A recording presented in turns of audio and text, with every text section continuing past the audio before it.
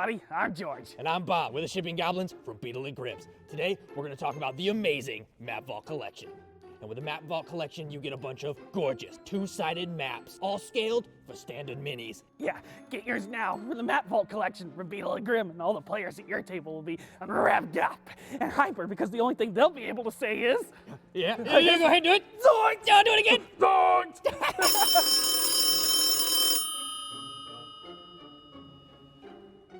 Hello? Who do you think you are? Yes, Mr. Lillard. You're just some goblin. Yes, sir. You can't just go off and use my It's your voice like thing. that. I have rights. Completely. We just thought... Wait, Oh, okay. I'm gonna take this right to yes, the sir. Beetle. Hey, Grim. Thank you, sir. What happened? Matthew Lillard watches our show! Zoinks! Double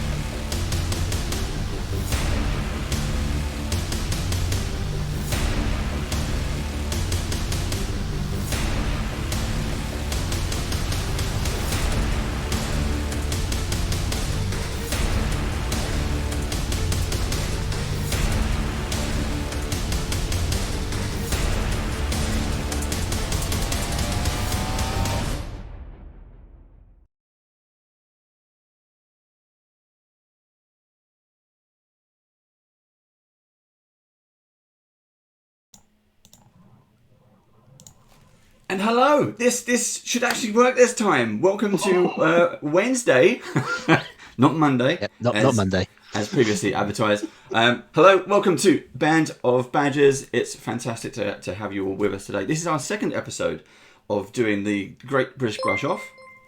Oh, who is that? Will Dockerell, thank you very much for your subscription. Thank you.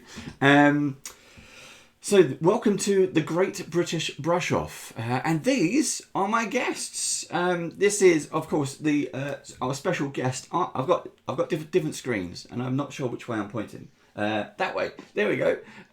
This is our special guest artist, Rick Ankney. Hello, Rick. How you doing? Hey, everybody. How are you? And of course, joining us around the table, but not actually around the table, but around the table is NOURALOGICAL. Hello. Thanks for having me on. Of course, you've seen Joe, you've seen Steve before. You should give a mention about what might be next to our names. Oh, yeah, I just noticed that. There is a star next to Joe's name because he won the last session's Star Painter, so he has a gold star now. And you'll see that Steve has a silver star because he was a runner-up. And you'll probably notice that I don't have a star because I came last. So the way that this kind of show works is that we all paint basically the same mini. So as you know, we are painting Pezos, Pathfinder from WizKids, using some fantastic painting, hints, tips, advice from our resident artist who is Rick Ankney. So we are going to pick something, we're going to do all kinds of stuff to it. If you've got your paints, if you've got the minis, or just sit along with us, it's a very chill session. There's no dice involved. But yeah, there could be. I think if it turns into something, we should vote based on rolling d20s. That could be something we could try, but I'm open to it. So for you watching us live, thank you very much for joining us. Any questions for Rick, for Nora, for us, put in live chat. And while we're kind of getting into the zen of doing some painting, we'll answer those questions as we go on. So this is kind of a chill session for the next couple of hours.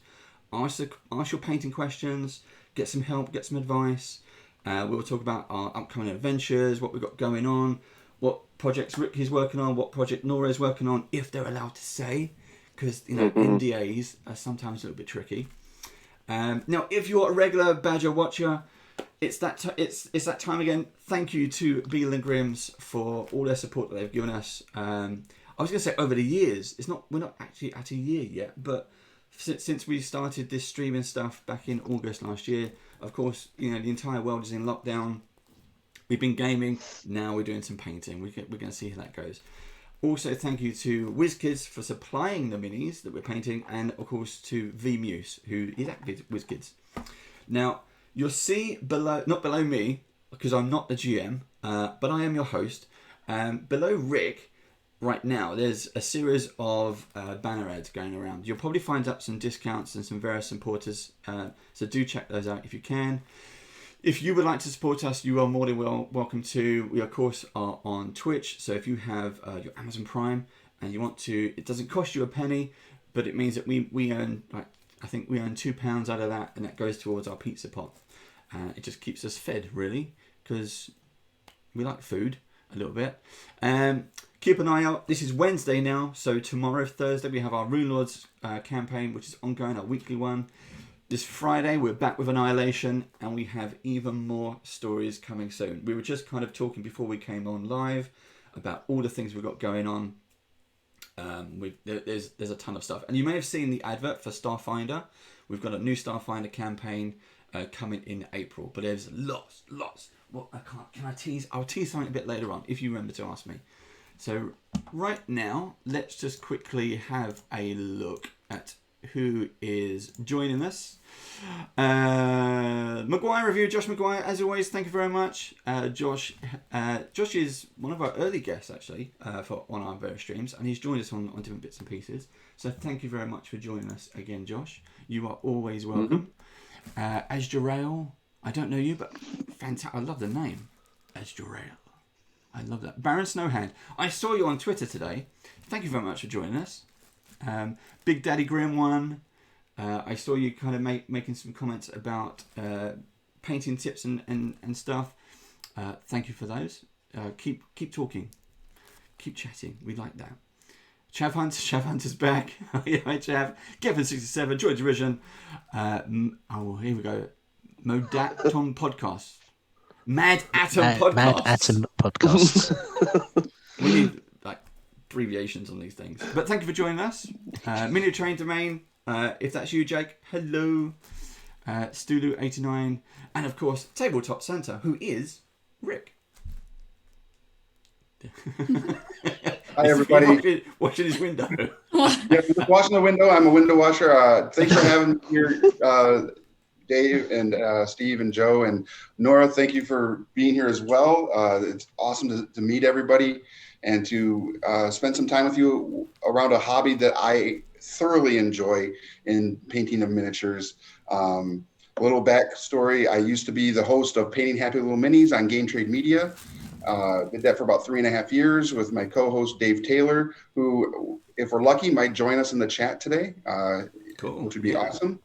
And I've been working with WizKids, painting their miniatures, as promotionals and stuff for quite a while. So it's always nice to come and paint familiar stuff as well. And the Pathfinder battles by the Deep Cut Pathfinder battle miniatures are just amazing. They're part of the WizKids HD mini line. They're high definition minis, pre-primed with, which is again right out the box, ready to go. But I will talk about, when we get into it, some of the things that are important, even with these miniatures, as prepping them to paint. Even though they're already pre-primed, there's a couple things you can still do to that you should do. So, are we all ready? Yeah. I'm nice and relaxed now. We had so many problems on Monday with internet woes that I've been a bit hyped to making sure that we're here. But we're here. It's Wednesday. Thank you again to Rick and to Nora for coming back. For doing this kind of like out of the blue, and we're doing it. So, yes, Rick, the show is yours. I'm going to switch cameras so we can see everything that's going on. This is a new setup that we're using, and away we go. I'm very uplit. Look, I'm like maybe I should be on Vampire. Glowing. So everybody, go ahead and just the first thing when it comes to miniature painting is, of course, having the right tools, and the right tools are super simple. Some paint, some brushes, a palette of some sort. It could be a paper plate. I use there's different palettes that you can get. I use the Citadel palette pad. There's also some wet palettes. Army Painter makes a good wet palette. Almost every paint company has a good wet palette, and I believe a couple of you are using wet palettes today, which is awesome. And again, brushes, paint, something to clean your brushes off, some sort of water source to clean your brushes off between colors and such if you use the same brush for multiple stuff. So there's that, having those things. I also recommend one of these little like screwdrivers, just because every once in a while your paint tube is going to be a little clogged. And if you squeeze them too hard, they will explode all over your mat. And I only know that from experience. So to prevent that, have one of these handy so you can poke in the top of your paint dauber and bottle and get that cleared out. So when you take out your miniature, and I know this is, for a lot of people, this is super simple and basic information, but there are going to be those individuals, this is the first time hearing this. So one of the things with the NOURALOGICAL line or in the deep cuts and WizKids minis is because they're pre-primed, they're a little smooth, like almost like when you put your first bit of paint on it, it might actually kind of like run away on that smoothness of the primer. So what I like to do is if I don't wash it like in water, I will actually take a bigger brush like this, and I'll just do a quick brush across the entire mini to take away any potential like there's like a sealant or powder that can be on there. Take that off, but it also gives a very micro abrasions that you can't really see, and it allows the paint to stick even better to that primer. So give it a nice little dust off, if you will. Cool. And then, of course, taking your glue and gluing it to your base. Some folks use the base handles that you can get from different companies. Citadel makes a really nice one. And then there's a lot of them that you can get in like Etsy or get 3D printed so that you aren't putting your fingers all over your mini as you're painting it, which is kind of important. But I don't have one today, and I apologize for all of you that are here to watch me not have one. So that was, there you go, something like that. Other one. That was that felt like I was actually a professional then. So just to be clear, I am a complete amateur when it comes to this. I think Steve is ahead of me, and Joe is definitely ahead of me. But yeah, if painting was that easy that I could just do that, maybe we need paint by numbers. Oh, you know what we need is some. Imagine that was a coating, and you just get some water and it wipes off the white stuff, and it's pre-painted underneath. That would be nice. What? It would make my life so much easier. Right? You're talking about the old art books that had like the you just brushed it over with the water. Yeah, like magic paint or whatever it was. Yeah. Wow. It would work, wouldn't it? Look, I'm just telling you, that's a Kickstarter, right? I'll go in that with WizKids. It's a whole new product range. The idea of this is to relax, not expect to come out with, a Kickstarter. No. I mean, like a runway fit model. I'm happy if I don't get stressed while painting. That's it. That's what I had to achieve that. Now you're just talking about blood pressure. Our bases should be glued pretty well to our miniatures now. So what I like to do is, obviously taking a look at the miniature, you're going to have an idea of how you want to paint it. So for me, I take the things that have the largest surface area. So like the cape, the fur on the front is good, and then after that the skin. And those are the colors I'm going to put on first. And I'm not about delicacy in these. I'm going to use a dark brown on the fur parts. I'm going to use a lighter brown on the cape, and then I'm going to use a dark green on the flesh. And it's, like I said, it doesn't have to be beautiful, because when you go back and do your highlights and your details, that's when you're going to make that miniature pop out. So we're just going to put those on first. So pick your colors that you want to use for your miniature. And like I said, I'm going to be using browns first, and then greens. So it's literally all the fur and leather is going to be brown. Is that correct? Yeah, that's what I'm going to do. Is I'm going to do a dark brown on the like the actual animal fur looking parts. And I'm going to do a lighter, almost tan for the cape. Gotcha. and then a dark green on the flesh, and then I'll come back and we'll do highlights and detail work, and Okay. for those areas, and then we'll do the weapons at the end, and we're actually probably going to get through these pretty fast Ooh.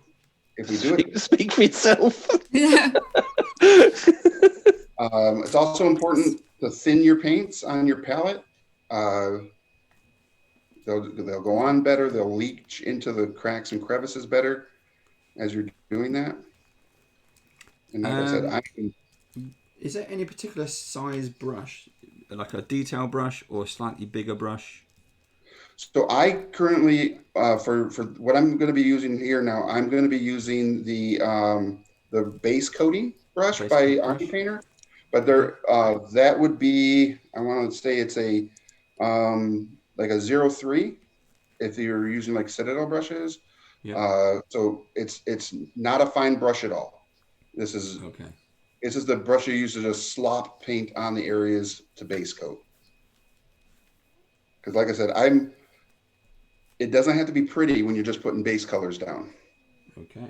You just got to get them on that miniature, Mm-hmm. make them, kind of stay in the lines, obviously. Oh, But even if you don't, that's the beauty of painting miniatures.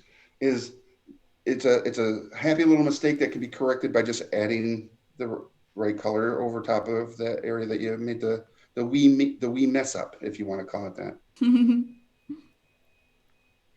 So, Dave, you said that you're a novice and that the last episode that you did was your first miniature you ever painted, correct? It is, yes. I didn't finish.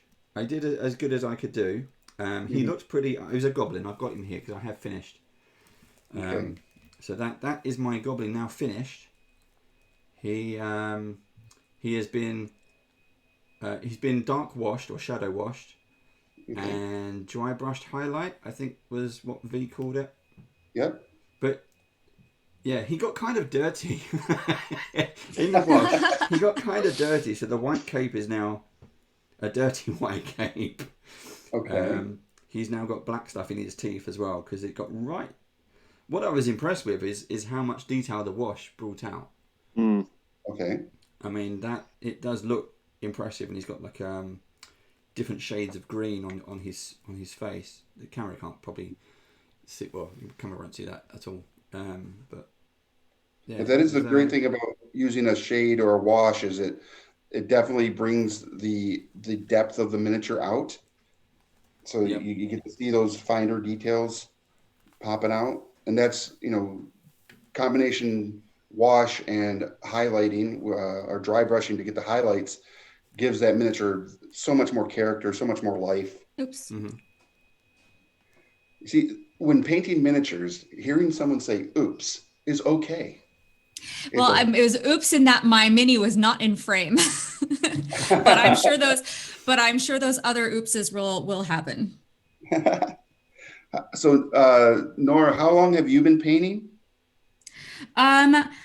Regularly and more consistently. I started actually during the pandemic because I had a lot more time on my hands, and well, I guess not so much with streaming, but I had,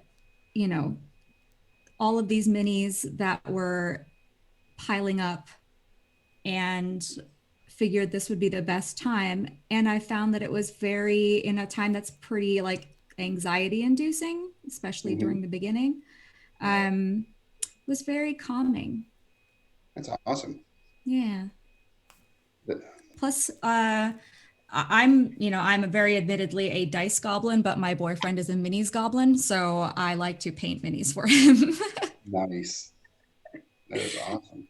I just like to say hi to Big Daddy Grim in the chat. He's a TikTok friend and returning, I guess, newly to the hobby of gaming. So to gaming as a whole. As a whole, yeah. Cool. Big Daddy, are you is that board games? Is that role play games? Let us know in the chat. But yeah, I'm a big fan of role play. been playing role play games, D&D, since forever. Teenage school days. Well, you only have to say one word to age us, and that's I would Thaco. like to get this a little closer. To Thaco, me. If anybody knows what Thaco is, you can probably guess our ages. Oh yes, one of I Zeb was Cook's still great creations. RGB. Thank you much for following. I was going to say for following. Thank you. I was gonna say, Steve, did we ever have the red book, the red box, or was it just the DM rule book from the red box? We just had the cyclopedia. We just had the cyclopedia, and we had very, very second-hand copies of first edition. So I never had the red book. Yeah, some very, very well-worn hand-me-down copies of first edition AD&D. Nice. Oh, got your But you guys play Pathfinder now, correct? Yep. So We play everything. Mm-hmm. Literally because so for those of you in the audience who don't know, Band of Badgers was set up as a community tabletop gaming club. So we are first and foremost a gaming club because there wasn't one in the area, and we play in a big country mansion house, which is really That's really cool. nice and picturesque. And then we started recording, and we got into what I got into. Obviously, everyone kind of watches Critical Role, and then Realmsmith I got into fairly early on, and that was kind of my in with watching Jason and Joel and everyone on there and watching their adventures, and I was like, look, they're just like us. Literally, here's a table, and they're just filming. So how do I get that? Because everyone else I'd seen were proper studios, were D&D live, and the conventions. Right. And Jason was the first one I saw who was like, look, it's his house. They're sitting around a table playing a game. Yeah. And they literally started in their garage. Like Jason now has part of his house as a studio, but they started out just all of them playing around a table in a garage, which I think everybody has that, I found that slight. I mean, I love Critical Role. I love everything they've done and what they're doing with. These are animation voice actors who have now created their own animation. I mean, wow. So they've done fantastic. Where Jason taking their hobby and made it the thing. Yeah. Taking it from something they love to something that they can do and benefit financially from, which is awesome. When you can do that, not everybody can. Yeah. And with Jason, I found ways to found give back to the community. Definitely with their new charity stuff. Yeah. And with Jason, I just found it more relatable because it was just, hi, here's my game, here's my players. We put a camera up. Come and watch us play. And then I started kind of self-funding the recording equipment that we got, which is just a webcam attached to a laptop. We started filming at the house, the mansion house. And it was fun. Something else to do. Absolutely. And luckily, during the pandemic, we had the equipment. And it was a case of, let's keep on playing. We can still use the technology to play games. So we did. And then at the same time, it was a case of, why don't we try our streams again? Why don't we record our games? Right. And it's just got a little bit more popular. We're growing. It's a slow thing. It's a slow burn, but it's nice we get a lot of good feedback, and we're coming up with different ideas and doing different things. But the best thing is being able to talk to you guys and people all over the world. Mm-hmm. We're talking to people in Australia, in Germany, Italy, Spain. That's awesome. So that has been the most amazing part of doing all this. I will say this: there are some amazing painters that exist in Spain. There's a company called Big Child Creative that is just has some ridiculous painters over there. Oof, they're so good.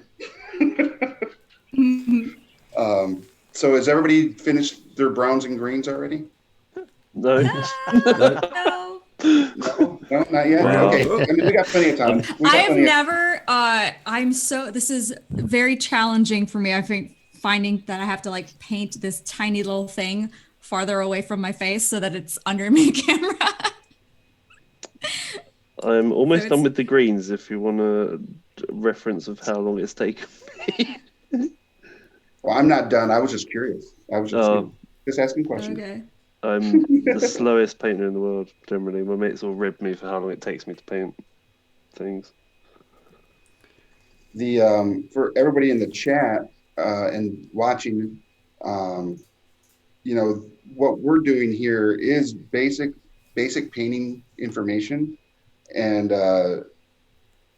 there are so many products out there, and I know that sometimes when you have lots of choices, it can be a little daunting, cause some anxiety as to, well, what do I get to start my path down the line of painting?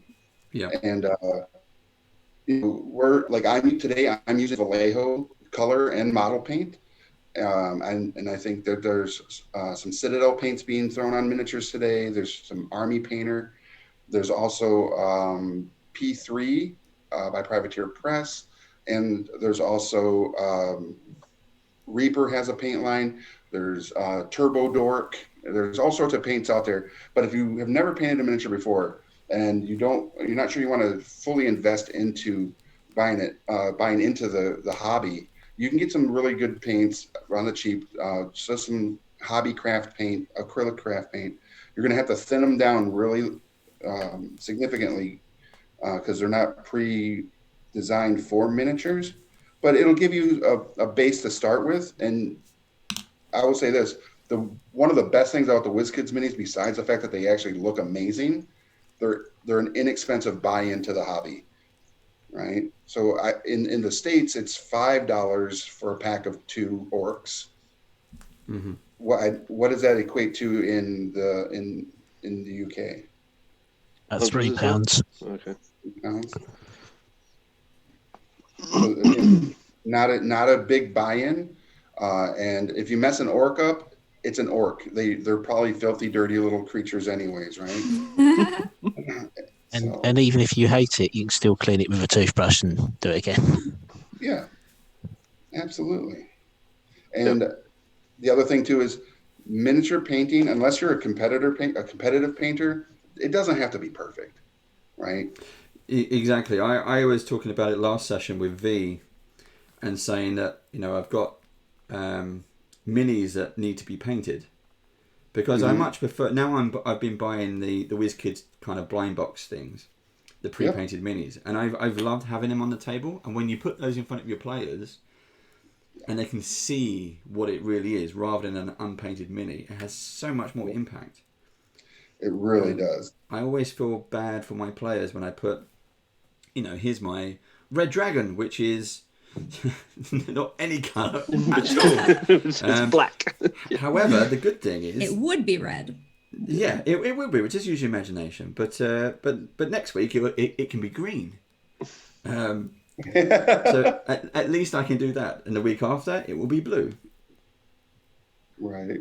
Just use your imagination. But I definitely, after seeing some of the bigger models, the large minis, pre-painted, I was like, yes, I definitely, the impact a painted mini has on a table is fantastic. And again, using this time to go through the minis, get them painted, so when we are back to our gaming tables, we will have a good selection of painted minis. Oh, absolutely. And they'll look so good. And your players will be super happy to have a different level of immersion. Yeah. Well, again, last week we did goblins, and we did. Steve has since painted the rest of his goblins. I haven't, because I'm still practicing 1-1. But he painted one of his goblins blue. Yeah, Nice. Yeah, I love it. It's my favourite one. So, Steve, how long have you been painting? And Joe as well. So I've painted last year, not last year, but last year was a wipeout. So it'd have been the year before. I started DMing an Eberron game Oh, wow. on Oh, a Friday cool. evening, and I bought some Reaper minis at the time Mm-hmm. for the end boss as we was wrapping up the campaign. So I painted those, and that had been the first time I'd painted minis, but they weren't small ones. It was a Malfeshnik or Spider Queen and another one. So they were fairly big. And I bought Hobbycraft £1 for 75 centilitre acrylic paints. Watched a whole load of YouTube videos about thinning them down and stuff like that. Mm-hmm. And that's it. And then 2 weeks ago, we painted the exact opposite of that in terms of a goblin. So I've gone from something that's probably that big to then painting these tiny little details. So that's my level of experience. And I've got Vallejo Paints. I bought them when they was half price on Amazon. So I've got a leather and metal set.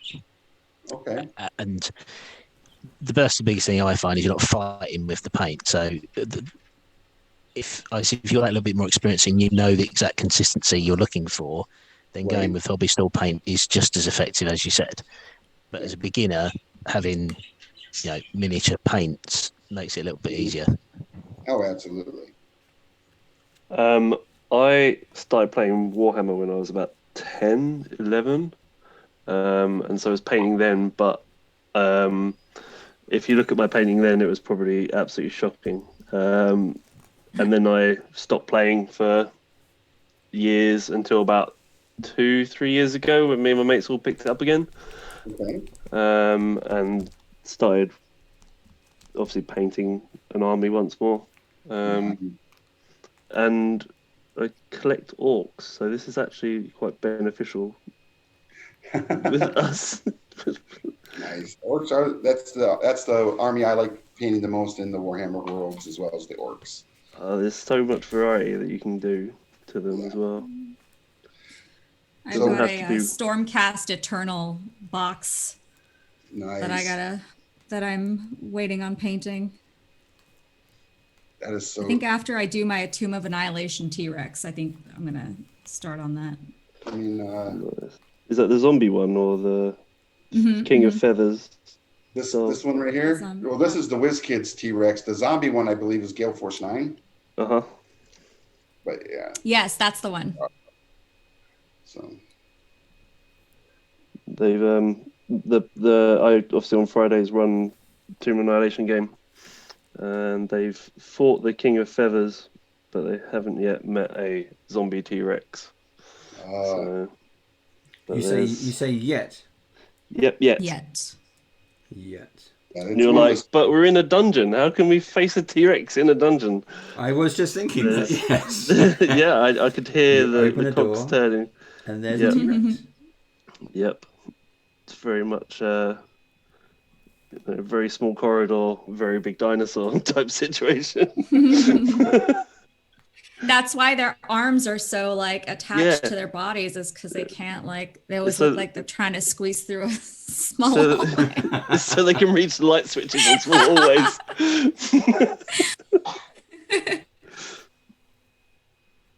Facts. Yeah, I'm actually in a Tomb of Annihilation game myself right now, and Oh, nice. when we fought the zombie T-Rex, that was super fun. Our DM was not prepared for the ingenuity that we're going to bring to the combat, because I had a portable hole, and I threw a portable hole under one of his legs, Nice. and it just kind of toppled down and couldn't get back up real quick, and we just laid waste to it. Yeah, we had our barbarian. Are you paying attention, Joe? He's talking about a magical item there. Okay, so he's DM, gives his party magical items. Matt's got a robe of many useful items. That he got in the That's what I first have. session. I have a robe of useful items. That's what Has I he use. used it? What else has he got? I've given out magical items. You got a helm of telepathy that you've never used. Good I Lord. have, yeah. And I've got a mace of terror as well. I'm not going to remind you what else you've got because you can end up using it against me. You've also got all that grung juice that you got given. I don't know if grung juice is the technical term, but So we had a question in the chat. I'm going to see if I can find it. It says, what's the difference between painting plastic or yeah. composite miniatures versus the old school lead miniatures? Night and day, in my opinion. That's the difference. Back in the day when Ralph Partha was a big company, and I think it's Ironwood Studios, or Ironwind or Ironwood Ironwind. Studios? Yeah. Yeah, Ironwind currently has the licenses and molds to all the old Ralph Partha miniatures. And there is a difference. I mean, you absolutely have to prime them, and the prime doesn't always stick proper because it's on those metal miniatures. So, you know, you got to find the right primer that adheres to it. And then once it's primed, it's literally like painting any other miniature at that point. They're just also, they look different than what They you do. can do today. Yeah. Yeah. I think they look slightly I duller. have some of those Ralph Partha Yeah. metal. Well, minis and iron ones more. at Origins last year, it was a huge nostalgia moment for me when it comes to miniatures. I went to a little after party that was at Origins. No, this would have been 2019 then. Jason, myself, and a few others went to this event, and the Ironwind folks were there, and the dining table in the suite was just covered in miniatures. And my first miniature I ever painted was a Ralph Partha back in like 1986. And they had the mold and model of the miniature that I had first painted on that table. And I got a little bit glimpsed. I was like, oh my God, this is, you know, I hadn't seen this thing in like 30 plus years, right? So it's like, and that's what miniatures can do to you. It can get all up in your heartstrings. You were all in your feelings. I was. I'm a big emotional teddy bear anyway. So. So was that like a smorgasbord of just you could have it, or is it for sale? Yeah, you managed to pick one up? if you were at the party, you were allowed to take, you know, a couple things if you wanted them. There was some other stuff there too, because the party was sponsored by a couple like Catalyst Game Labs and Ironwind, and Ontario Knife was also one of them. So they had like all these like rubber, you know, tactical practice knives, like tomahawks and other stuff that were all the hard black carbon plastic. And I was like, their knives are so dope. Yes, they are. I was talking to the guy who runs that company, who was there, and he was showing me some of the blades, and I go, I have that one. And he's like, you do? And I was like, yeah. Well, and because he's prior military-ish, and I'm prior military, we kind of had a band of brothers moment. And yeah, he was like hyping up this new blade that they were coming out with for the military, and I was just like, Jesus, so good. So he gave you the whole. He gave you the whole demo. Oh yeah. Yes, he did. It's funny is for those watching, this is Nora and I's first time doing anything on stream together, but our circle we're literally one person apart. We really are. It's so funny. Such a small world. Yeah. All right. So for everybody watching, again, what we first did is putting down the base coats. And like I said, it doesn't have to be pretty. It doesn't have to be detailed. And as you can see, I've got all my browns, my greens on my miniature, and it's almost, when you look at it, almost done. Just need to put the silvers the whites for the teeth, the white for the bones, and the other little accoutrement on the front of my orc here, and then the gunmetal or silver on the swords. And if you didn't have any wash or inclination to do highlights, that miniature would be done. And we're in what, 45 minutes into the program? That's pretty good. Jesus, I'm so far behind. Where the rest No, of you're you at? fine. But I would like, So tiny. if you all could put your miniatures up to your cameras, I'd love to see where you are on your progress. If it focuses. Switch it back. I don't know. I'm just painting his knee at the moment. So there. No, they all look amazing. And you can, for everybody watching, Nora's doing a half-orc female barbarian looking with a big battle axe. Yep. And which is sick. Yep. It looks like Joe look how cool. They're so good. And the other two are painting, I want to say, you guys are painting different ones, aren't you?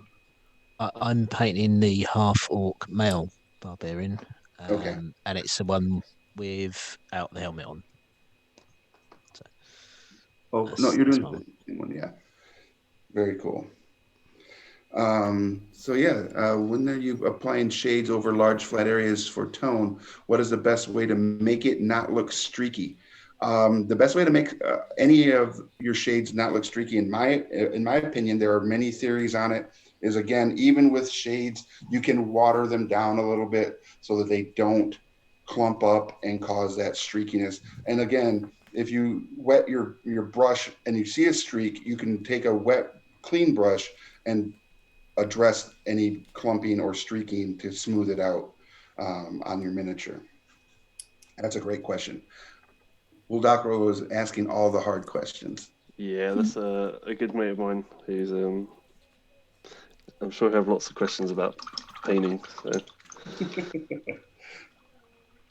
Perfect. I had a question as well for you. Have you used any of the Vallejo texture paints? Mainly like the things like the waters and the mud and. Absolutely. I only use them on vehicles and dioramas. I don't use them on like character miniatures. Yep. But absolutely on vehicles. Like if I'm working on something for like bolt action or any of the World War II and World War I miniature lines, I'll absolutely. I love the mud and the oil, the oil staining that you can put around like engines and such. It's so good. They're beautiful. Another thing that is really cool by Vallejo are the shifter paints. I've got some of those. Yeah. What is that? So this one will give you a green, gold, and a cold blue. So depending on how you angle the miniature, it gives you a sheen, different color sheen. Kind of like, that's so cool. These are good for like car miniatures or spaceship miniatures. But I found that these are also amazing to use on the Hydra by WizKids.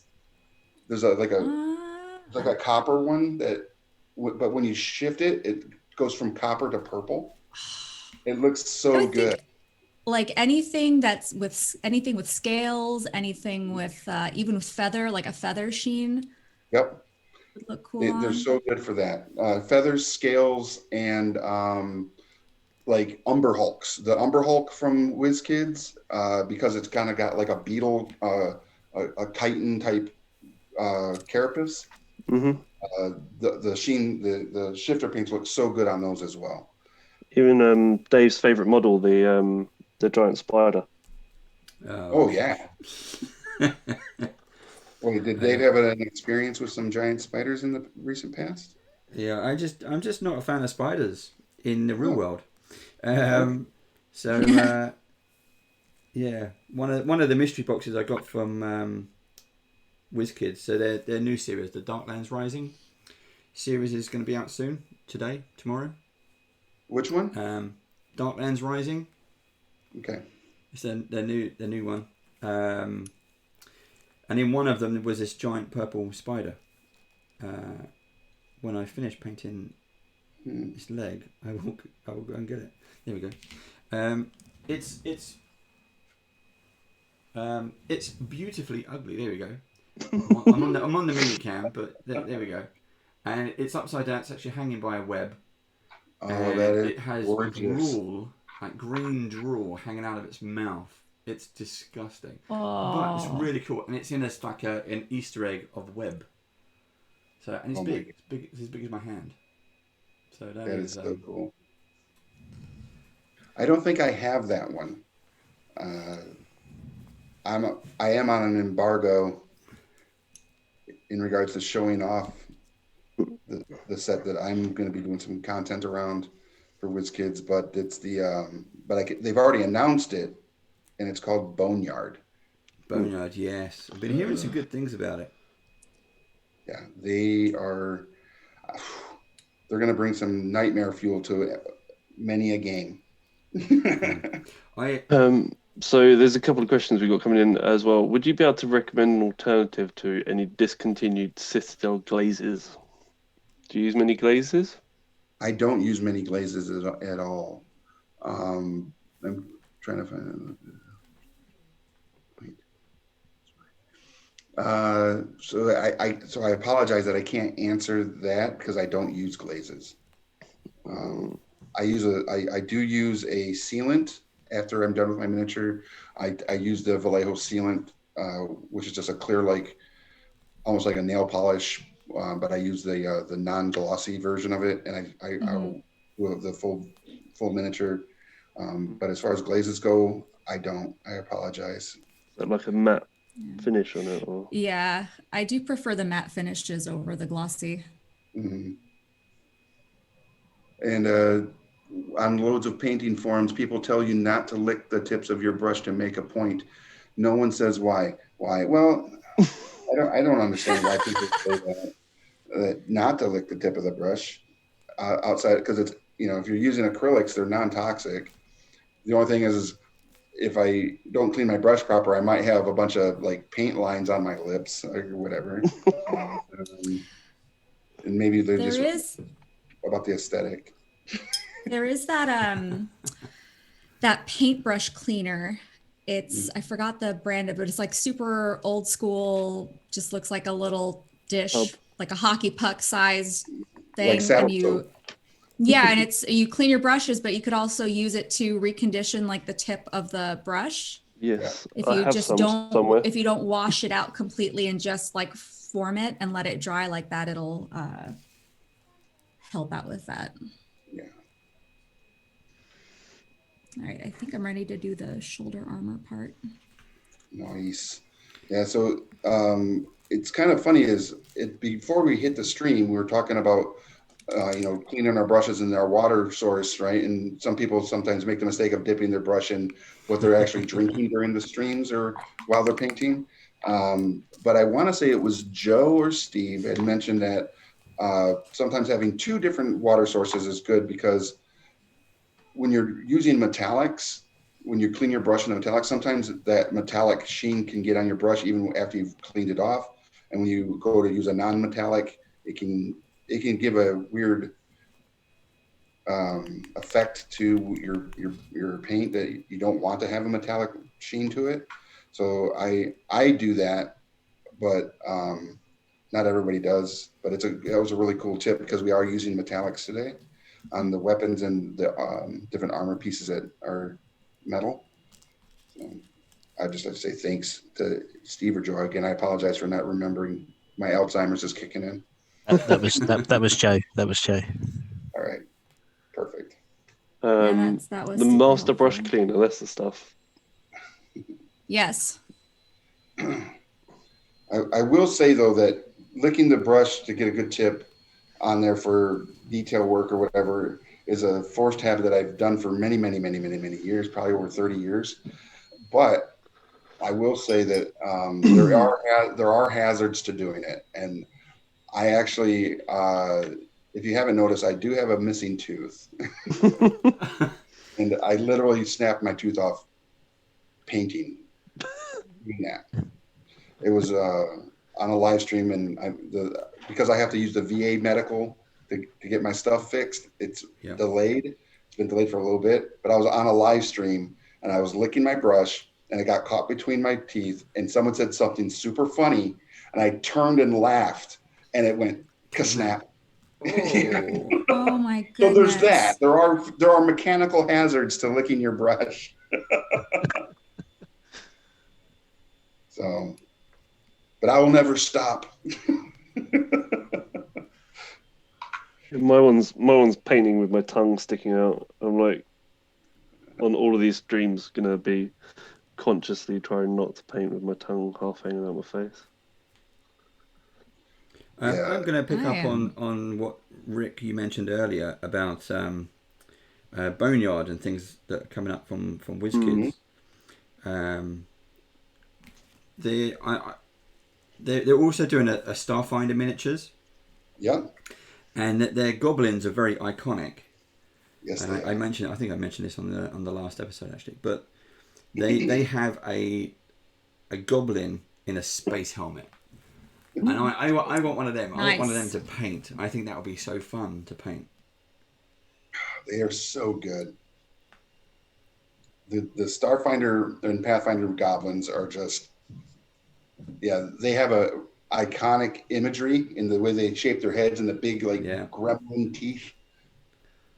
It's so there's I love them. Yeah, they do look like gremlins actually. Yeah, you're right. They're it's the maniacal smile, just filled with rows of sharp teeth. It's just fantastic. But yeah, I do like them. So you mentioned as well you do army vehicles. You painted army miniatures. I have, yeah, absolutely. Is the fantasy stuff because of the role playing, or have you always been into kind of miniatures and model making and that kind of stuff? So I've always been into models from a young age, like model cars and stuff as well. And I've always had like a thing for like the military as far, interest before I even joined the military. But I started painting cars before I ever started painting like fantasy miniatures. Because when I was really young, we didn't have a hobby store in my town. It was super small. Mm-hmm. And I didn't know that they existed when I was in my like 10 to 14. My dad one time went to like a yard sale and came home with this box of unfinished models that were both military and hot rods and stuff. And we had just finished watching Mad Max, the first Mad Max. Yep.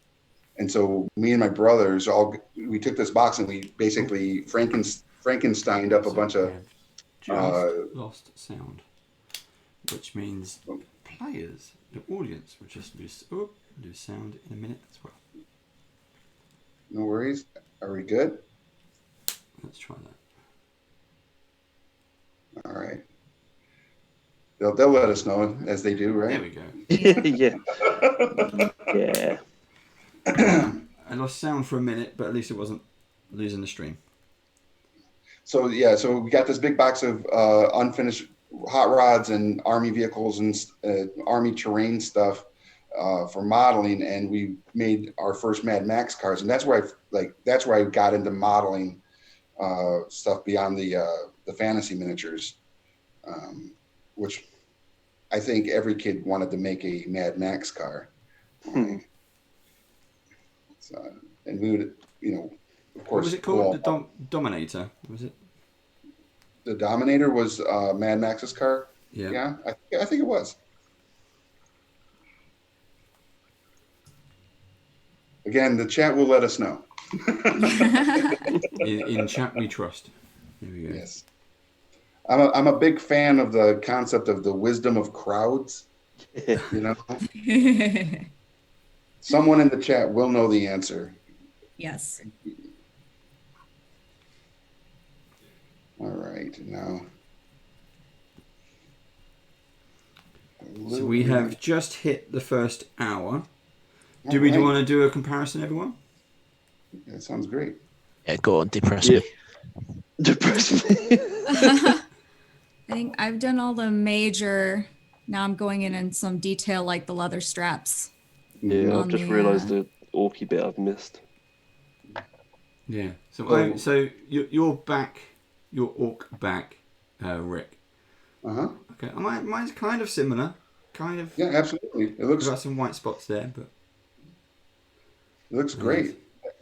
I would say with yours, you may want to just take and put another coat of it on there just to get Yeah. rid of any lighter areas.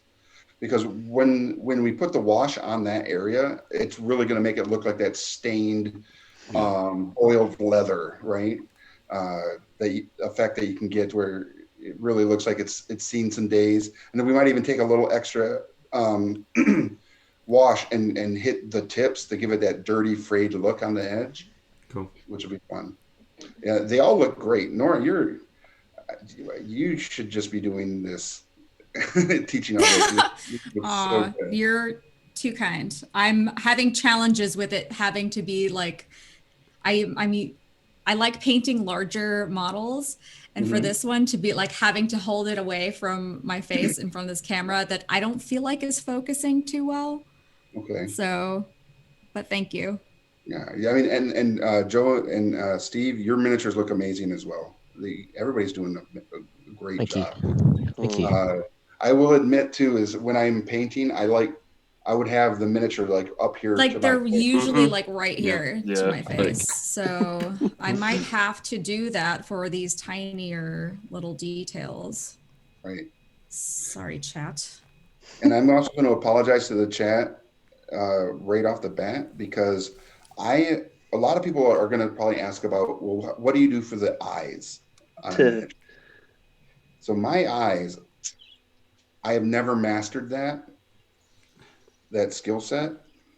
And on small character miniatures like this, it's super difficult for me at least. And I know there are people out there that do it really well. What I have started doing is taking paint pens, the 001 micron colored paint pens, and using those to do my eyes. To do the dots.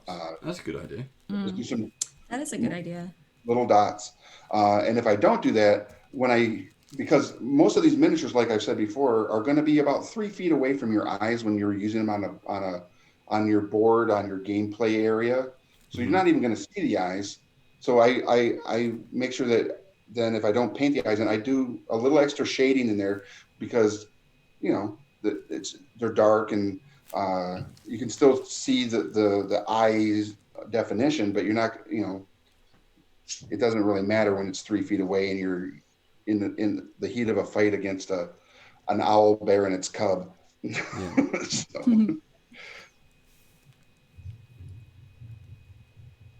But I would also say I think Jason has a tutorial on eyes on the Realmsmith channel. Maybe.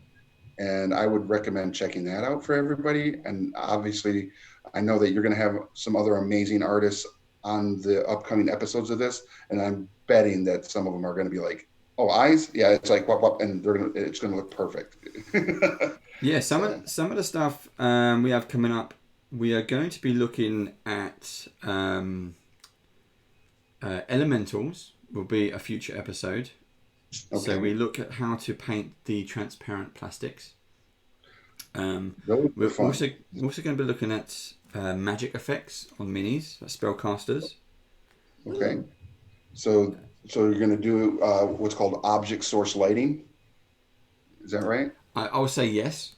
Yeah, Not like I know what I'm talking about. Yeah. That's way cool. Of OSL would be like if this was a mage or a spell casting miniature that had like a fire in their hand, like a little fireball or whatever. Yeah. The fire is going to give a major light source. So OSL is taking that light source and then applying it to the miniature to make it look like that light is actually shining on the miniature. There we go. Season 2.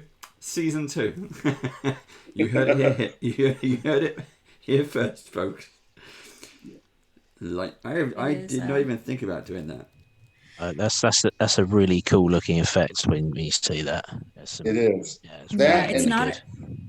Go ahead. I'm sorry. It's not something I've ever tried. It's not something I've tried yet, but man, I've seen some really impressive miniatures with that effect on it, and it always looks so cool. Right.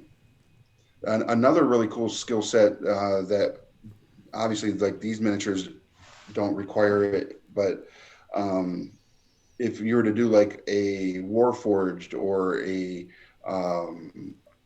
animated armor miniature, and you didn't have any metallic paints, like silvers or golds or bronzes, but you wanted to give that model a metallic look, there are ways to take non-metallic paints and give them a metallic look. It's another really weird skill set that it's literally the one I'm working on right now in my painting, is to become a better non-metallic painter. Mm-hmm. Do we have any links of where people can find your videos and things, or do you want to let people know where they can see? Yep. Promote away. Well, so my painting videos are majority still on Game Trade Media. Everything else I do live, oddly, on TikTok, and then I don't save those videos. I just show the beginnings and then the endings in different TikTok videos. But I will be I did start a YouTube channel for archival purposes, so you can see it there. And everybody's telling me there's a thing called Twitch. Really popular. Yeah. So I have 3.5 years worth of videos on Game Trade Media you can watch. And that show is still going on. And because I'm a big fan of that show, and my friends are the ones that still run it, that's where I would actually recommend, if you want to watch more painting videos, check out Game Trade Media with Dave Taylor and Gretchen, the Sword Maiden. And they're amazing artists. And if you want to follow me, I am oddly mostly on TikTok and Facebook as Tabletop Santa. So doing all my weirdness I do there. I don't dance. For anybody that wanted to know, I don't dance on TikTok. Aw, bummer. No deal. Yeah, I'm not watching now. I'm out. I can't, you probably cannot see this on here, but the world's tiniest eyebrows are on my, there's no eyeballs, but the eyebrows are there in true Nora fashion. Fantastic. The eyebrows must be there. How did you get the cat wing? Yeah. On the eyebrow? It's like coming out there. How'd you do that? Yeah, I haven't mastered eyeballs, but man, that winged liner looks great on that mini. Yes. So after you've where are we at? We got about 50 minutes. So once you've gotten your base coats on, everybody, what I like to do then is go back and do some finer detail work. So like right now I'm putting on like the teeth, the tusky teeth on the orc. And then I'm going to go and I'm going to take another metallic. So I use gunmetal for my blades, but I'm going to take silver, which is a much brighter, lighter metallic. And I'm only going to do it across the edge of the blades to give it that little pop off for that. And then I'm also going to take that and do some edging on the shoulder pads on the orc as well. Anything that has like a ridge for the metals, I like to do a little ridge run to give it again, a little more depth to that particular piece. And this is also where you'd go back and like hit the belt buckles and any other metallic pieces on the shoulder straps or any straps that are on the miniature, and give them their little detail spot before we hit it with a wash, right? And after we hit it with a wash, then we're going to hit it with some highlighting, so some minor dry brushing on some certain, like on the furs, the dark furs.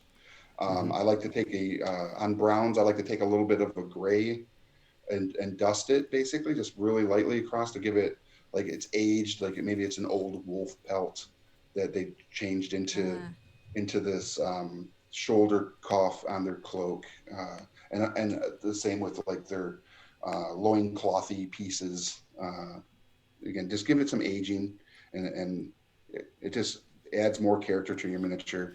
And then again, after that, hit the base, and then we'll be done, and they'll be looking beautiful at 3 feet away. Cool. My barbarian doesn't have a lot of fur. She's got more of a feudal, society Han Solo thing outfit going on. But yeah, that looks so good.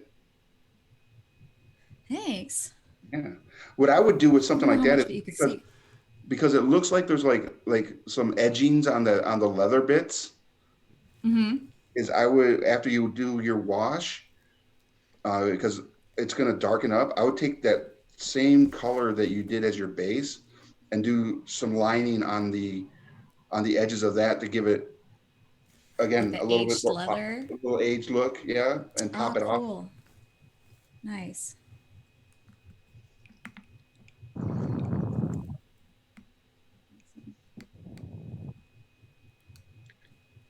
Now, when you have when you do like the fine metallic things on like belt buckles and stuff like that, do you like to do that? Do you like to touch any of that up afterwards? Absolutely. Unless it looks really cool after the wash and you're just like, oh, that looks really like well aged and, might even have like a patina look to it. And if it doesn't, then I might add a little bit of a patina to it. Like if I did a copper belt buckle or a larger piece that maybe had like a copper look to it and it didn't pop off a little patina or aged look, I would hit it with maybe a little bit of a really light green to give it that look. Like it's, again, gross. But yeah, I would, but if I wanted to look shiny, a little shinier than what it would look like after having a wash put to it, I will go back with the same color, but I won't like fully do it. I'll only hit like, again, thinking object source lighting. If the sun is at noon or at 3 o'clock, where might that sunlight be reflecting off that, right?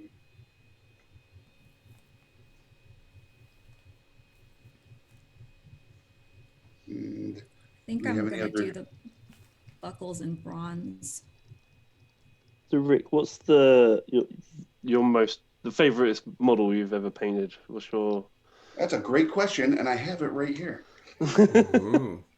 Sadly, I will admit it is not a WizKids model. I was just really happy with the results of this miniature. And this is from a game called Hate by S01. Oh, wow. And I think I showed it to you guys the other day. Yeah. Yeah, so this is one of the avatar type characters from that game. It's obviously bigger than your standard model. So when you look at like this orc, this thing is ginormous comparatively. So, but I do use this in D&D. This is my God of War.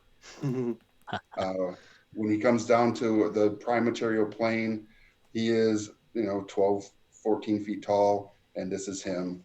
And he lays waste to his enemies. So it's really cool. Yeah.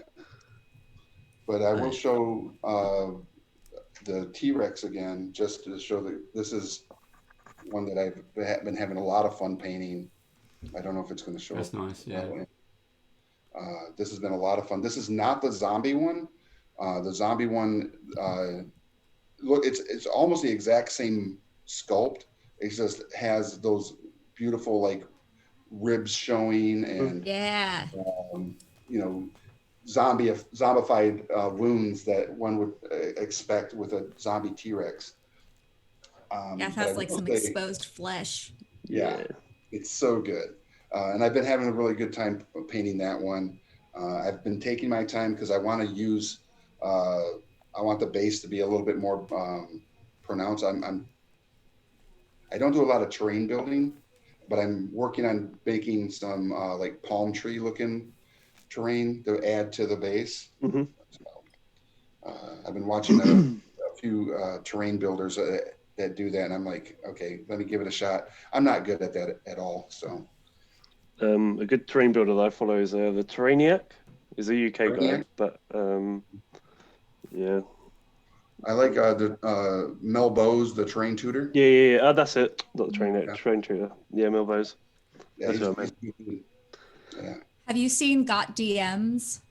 Like terrain, he builds it all himself. Like everything. Like if there's like a bookcase, he'll like build the bookcase, and it's so cool. That's Ray. His stuff is amazing. Yeah. I play Call of Cthulhu with Ray. Yeah, when I see people that have that kind of artistic skill sets, I just flabbergasted. It's like, oh my God. And then I never stop watching them. And then I ask if I can have their paint palette at the end of their. Did you tell chat about the paint palette? No, request? I did not. No, that was an inside joke that we had before the stream. But for those watching, my weirdest experience in painting miniatures is I was painting Star Wars Legion on painting Happy Little Minis, and someone had asked to, at the end of our series, because I used the same palette through the whole series, if they could purchase the paint palette. And I thought it was a little awkward, but I did sell it to them, and all the money went to charity. So it's a win-win. Yeah.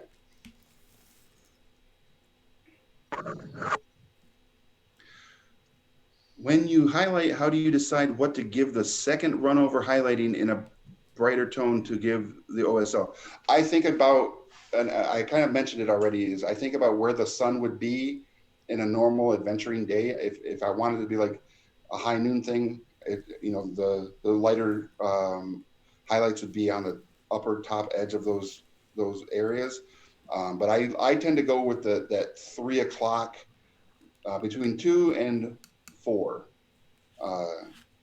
is where I would go as far as like the angle of the sun and put the highlights there. Because when you pick up a miniature, right, and you want to look at it, you're not looking at it from the noon perspective, right? Like how I'm holding it here, we don't look at our miniatures like that, right? We look at them right about there, right? At that 2 to 3 o'clock angle. So that's usually how I decide how I'm going to do my highlighting.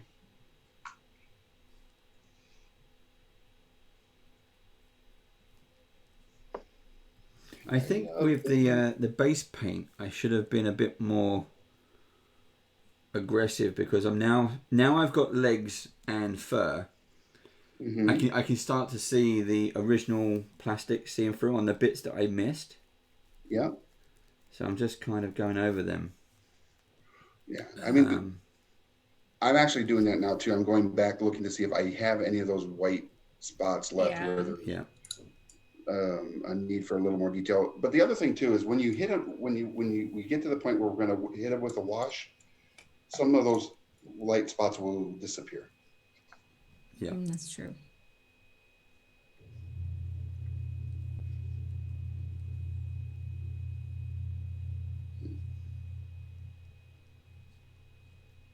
All right. Hello, Good and Chaotic. Thanks for joining us.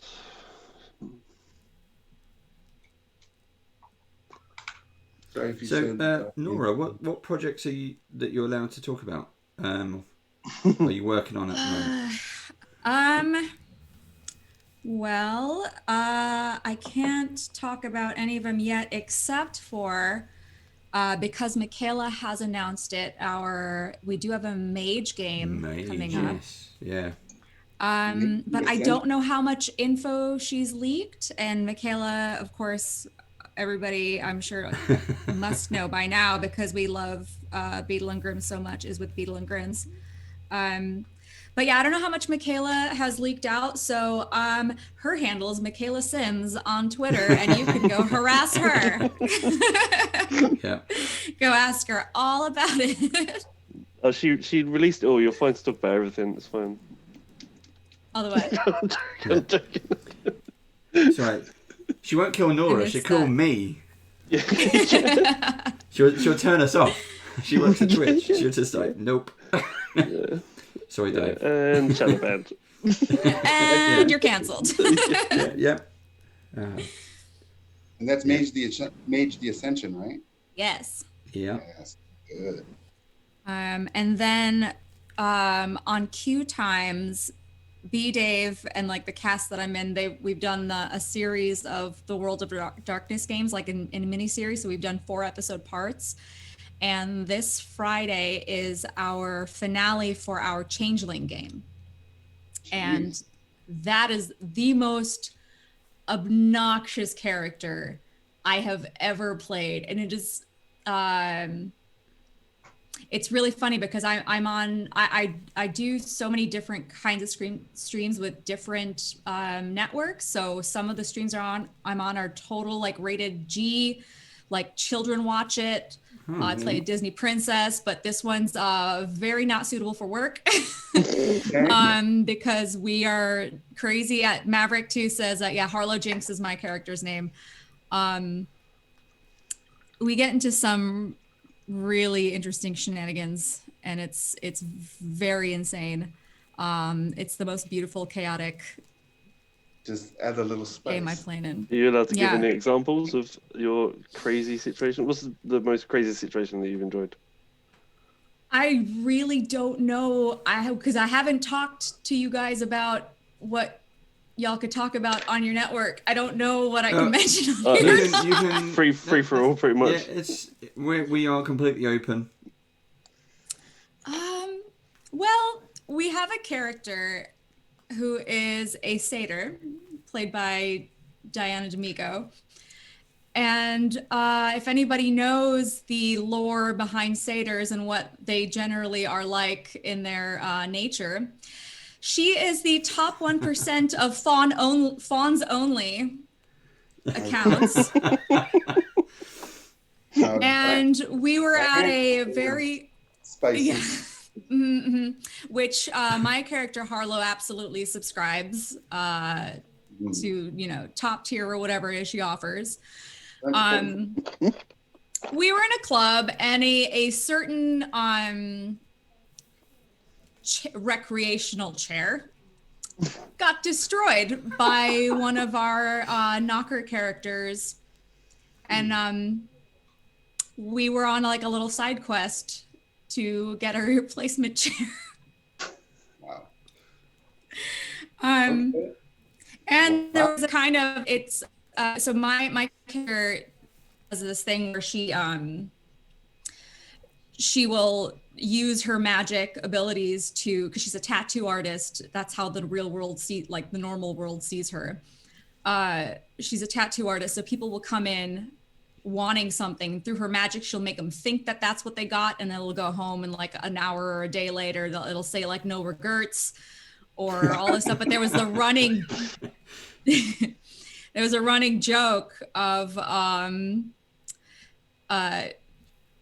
was asked if what tattoos I have on my back, and I can't give a straight answer as a puka, pathological liars. But then Diana's like, there's 4 dicks back there. I counted them. And I was like, oh yeah, there's a bunch. And went into this whole thing about, so there's, to quote there's a Where's Waldo of dicks on my back. You just gotta look more like closely. Wow. I don't know why I'm totally cool with saying all this stuff on our actual stream, and then if I go on another stream, I'm like, I can't talk about any of this. Like I get all flustered. That is hilarious. But watch the VODs; they are interesting. Just put your kids to bed. And for those of you who don't know, what is the what's the YouTube or Twitch? The VODs are on YouTube and on Q Times, Twitch channel. Nice. But man, that is just total chaos in the best way. That show. I'm really sad that this Friday is going to be the last episode. I can see that. It's always sad when a story ends. Mm-hmm. Yeah. Especially when how was Nora, how's things going at Realmsmith? Is it? Oh, great. We are next week, we're gonna be in our 3rd episode of Battle. Hopefully Yeah. it'll end and we won't die, but we're very close. We are on the Wave Chaser in the Tides of Wildmount campaign, and usually Realmsmith does this thing where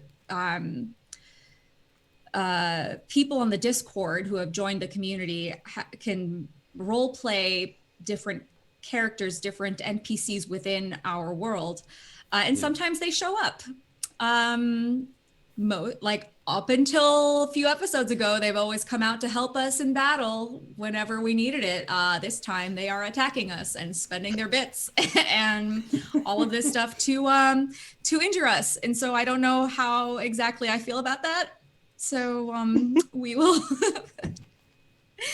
I was surprised, but we love our Discord community. So it's fun, but like, man, our last game was so stressful. We thought we were all gonna die. I didn't roll up another character. I spent so much time on my backstory, and I'm like, please don't kill me off. And like halfway through. That is awesome. Talking of killing off characters, Steve, are you prepared? I've got my second character built on D&D Beyond. Yeah. It's just the manual transference onto Roll20. Are you mentally prepared for your losing of your character? No. That's like admitting that we're giving up. Yeah. And anyway, if there's someone who can get out of something, it'd be Dave. Me? What do you mean? Right, so I for everyone who's listening, tune into our Tomb of Annihilation game. Catch it out on YouTube, but we'll be playing again on Friday. We are now inside the Tomb of Annihilation, and I play Obo, who is a turtle, and he is a turtle druid. And he's like, he talks like this, you know, like he's pretty good, you know. He does all kinds of things, like, and he's got an arrow in his voice. It's quite sometimes it's quite annoying. It just all that, and it's it's kind of fun to have. So yeah, it's an interesting game. What about you, Rick? Are you in any I am. campaigns? I only am in one live stream game. It's on the Vampiric Touch Entertainment channel on Twitch. Okay. I'm DMing a series called The Stormcrest. My players think it's a high seas adventure, but they'll learn quickly that it is not. It is. There will be high seas events, but half of the world is under a ice age. So the whole northern hemisphere is encapsulated by a glacial. It's crazy. And they're going to learn a lot of neat things. I hope none of them are actually in here listening in that regard, because it's going to be wild. And I'm setting it up kind of like Star Trek episodes, where there may be a different away party off the boat or off of the crew over certain episodes. So you may not always see the primary team in any given episode. It may be two of those individuals, and they're bringing a bunch of red shirts. Cool. Type. So we're playing it kind of like that, and they don't know everything about the Stormcrest, because what happens is when the Stormcrest comes in to the port town of Larn's Port, the captain releases the entire crew, because they always come back extremely wealthy. And she hires a whole new crew to go out for a year. And the new crew is being hired as we speak. So, Wow. And then they'll learn all the secrets as we adventure, and it'll be super fun. That I love sounds really cool. That PVD, player versus Discord. Awesome. It very much is. Although we figured out that they don't want us dead. There is a ransom on everybody. Ooh. So they have half of us are out, like knocked down in death saves, and I don't think they want to kill us, but man, they're making it. They're cutting it. It's cutting close. It's making me feel uncomfortable. That is wild. Oh, it's all in good fun though. Yeah. Like I hear Maverick too is like, I don't know about this, but it's all in good fun. I'm totally okay with having to roll up another character.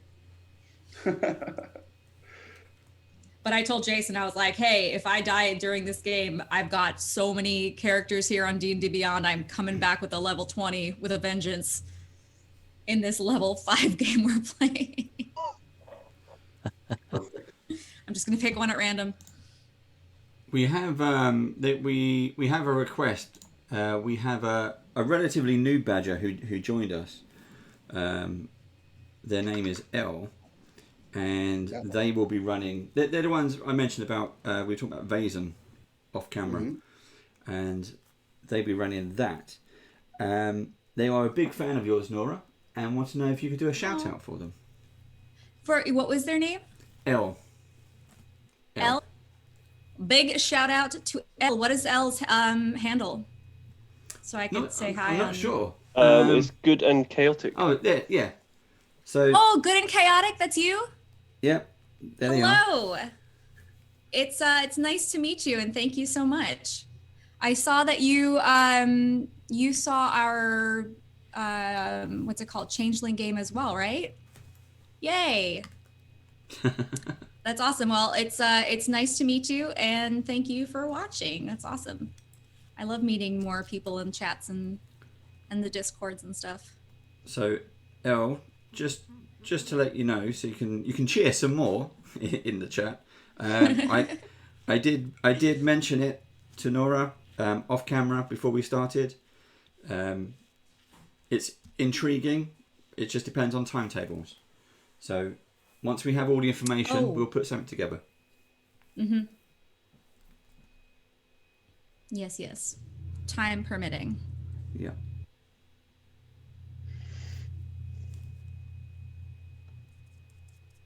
So where are you guys at? Where's everybody at in the mini? I'm just about to paint some teeth. Pretty much close to doing a wash. All right. Yeah, I'm ready for a wash. Some of these bits are so hard to get to. One thing I like doing is that if there's metal that's got little rivets, I do like a contrasting metallic.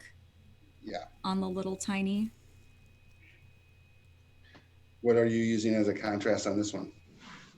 I'm using a bronze. Nice. Against like a gunmetal color, and then I took your recommendation of doing like a silver along the edge. Yeah, nice. It really makes that pop out. I never thought about doing that before. Sean Carter, thank you for following. Someone's asked, what washes are people going to be using? Has it anyone got? It might be a few days before I get to mine.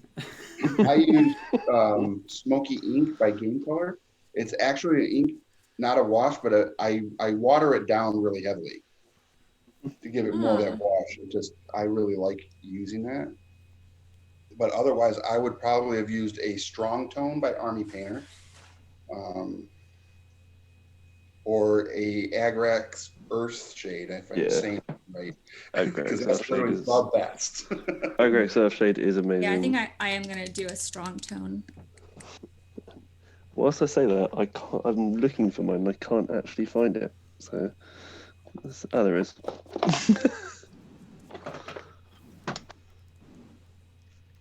Do you have a brush recommendation for your washes?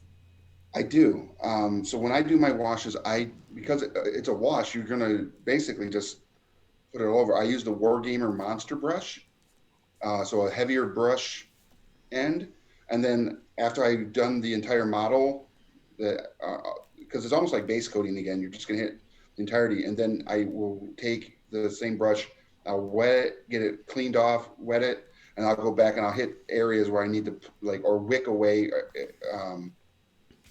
areas where it may have gotten a little heavy in the wash, and Okay. wick it off. Either wet it by washing it down or drying it off and then wicking it out like a pipette type thing, and it helps. So I've already washed mine, so I don't know if you can see it on the back end, Oh yeah, wow. Yeah, that looks great. and then I did some edging with a gray to give it like that tattered look. Mm-hmm. So That's nice. yeah, I'm just putting a little bit of a lighter green on the highlighted for highlighting on the orc flesh, and after that my guy's done and Nice. ready to be put on table and either be an adventurer or be chased down by them. Mm. Yeah, I'm sure Cork could say adventurer. Yeah. It's a member of our Tomb Annihilation party is a half-orc barbarian. Nice. So So I have a question. If you look at the back of the WizKids, they give you the coloured in version on the back of the box. Mhm. On the orc brandishing the two swords, so I'm painting the same one as you, Rick. Yeah. The things like the tops of his boots have fur, Yeah. and his wrists look like they're bandaged up like boxers. Mm-hmm. Is that a grey or is that a white? So they probably hit it with a gray as a base on the upper fur part of the boot, and then they went through and either detailed or dry brushed white over it Okay. after a wash. Because the model is essentially white, so do you still paint white on top of the model? Absolutely. Okay. Hmm. And as far as like the bands and the wrist wraps, it looks like they probably did some sort of like gray and then detailed it with a white. I did mine as all leather straps. Yeah. And the same brown on the upper cloak is what I used for the fur here. I don't know if you can see it. Oops, sorry. But you can see that I did dry brush a little light gray to give it a little more highlighting, and I did the same thing on the boot fur as well. Gotcha. Yeah. Cool. Okay. Good. Well, we are getting last 20 minutes, everybody. So we got 10 more minutes, and then we've got judging. 10 minutes of judging.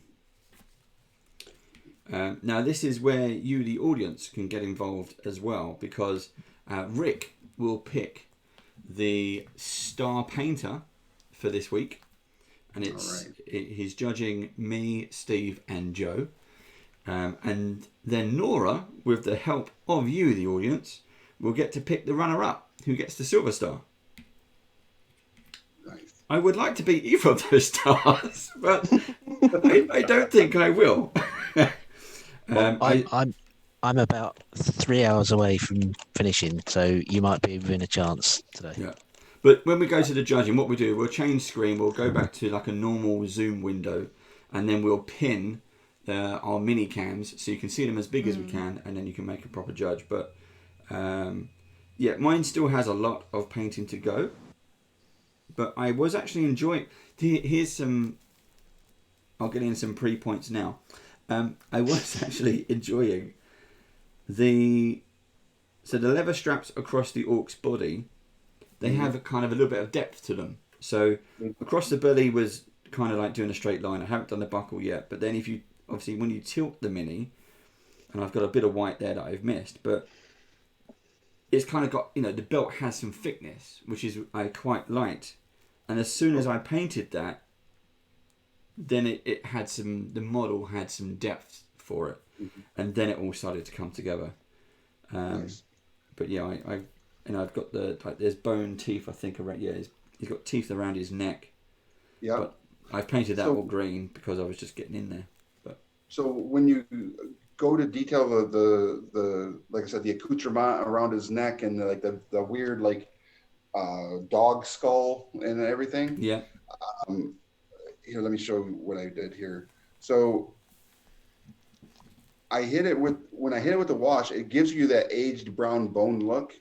mm-hmm. And then you can go back and dust it up, with some white just to give it that bleached bone look. Yeah. But it has a little bit of both, and just along the necklace line there too. You can see that all I did is I hit it with white, hit it with the wash, which tanned it and gave it that aged bone, and then I went back over it with a dry brush of white to give it back the bleached bone look, right? Okay, cool. Too much there.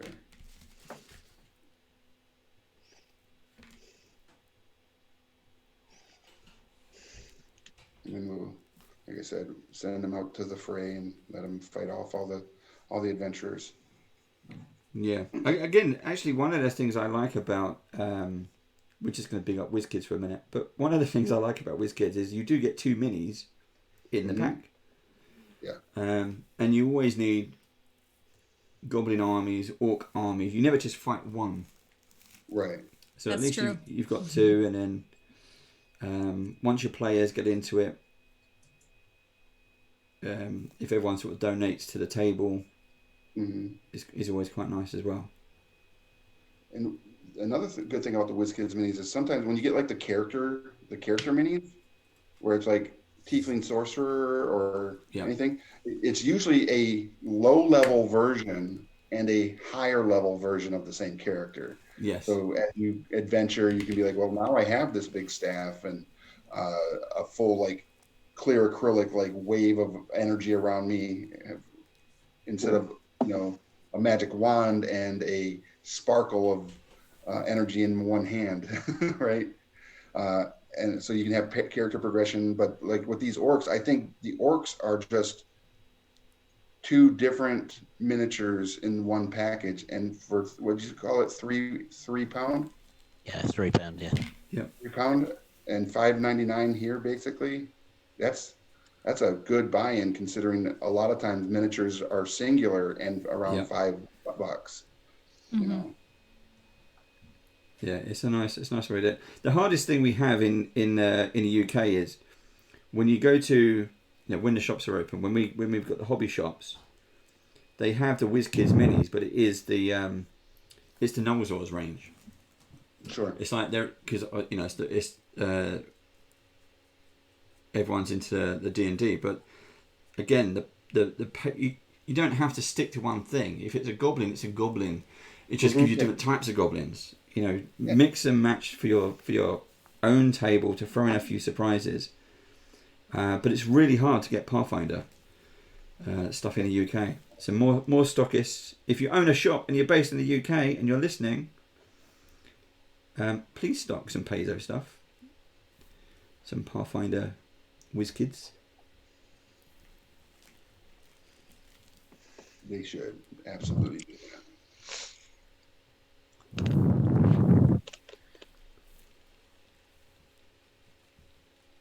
Okay, last five-ish minutes, everyone. Steve, Joe, how you doing? Did you say 10? Last 10 minutes? Okay. You can go last then.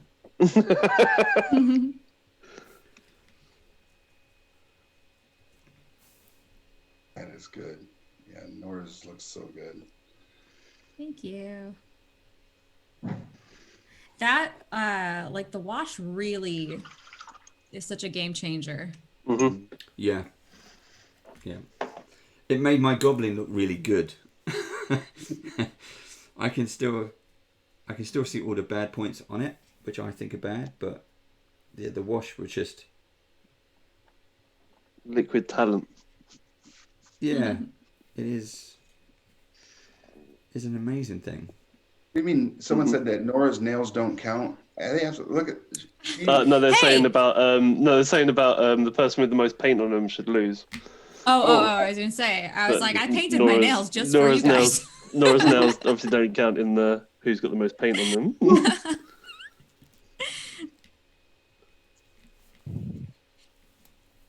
Do you get paint? So, I've seen people that will wear like a nylon glove and they'll wipe the paint off on their fingers to get it to the consistency they want before they apply it. And there are individuals that'll do it and not wear a glove and just do the same thing on their hands. So, I would never judge somebody by how much paint is on their hands. Yeah.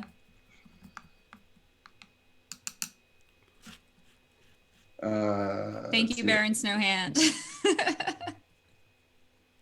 Those nails are lovely, and they are absolutely. So are Joe's. Joe's nails are lovely as well. Joe's paintings just look great.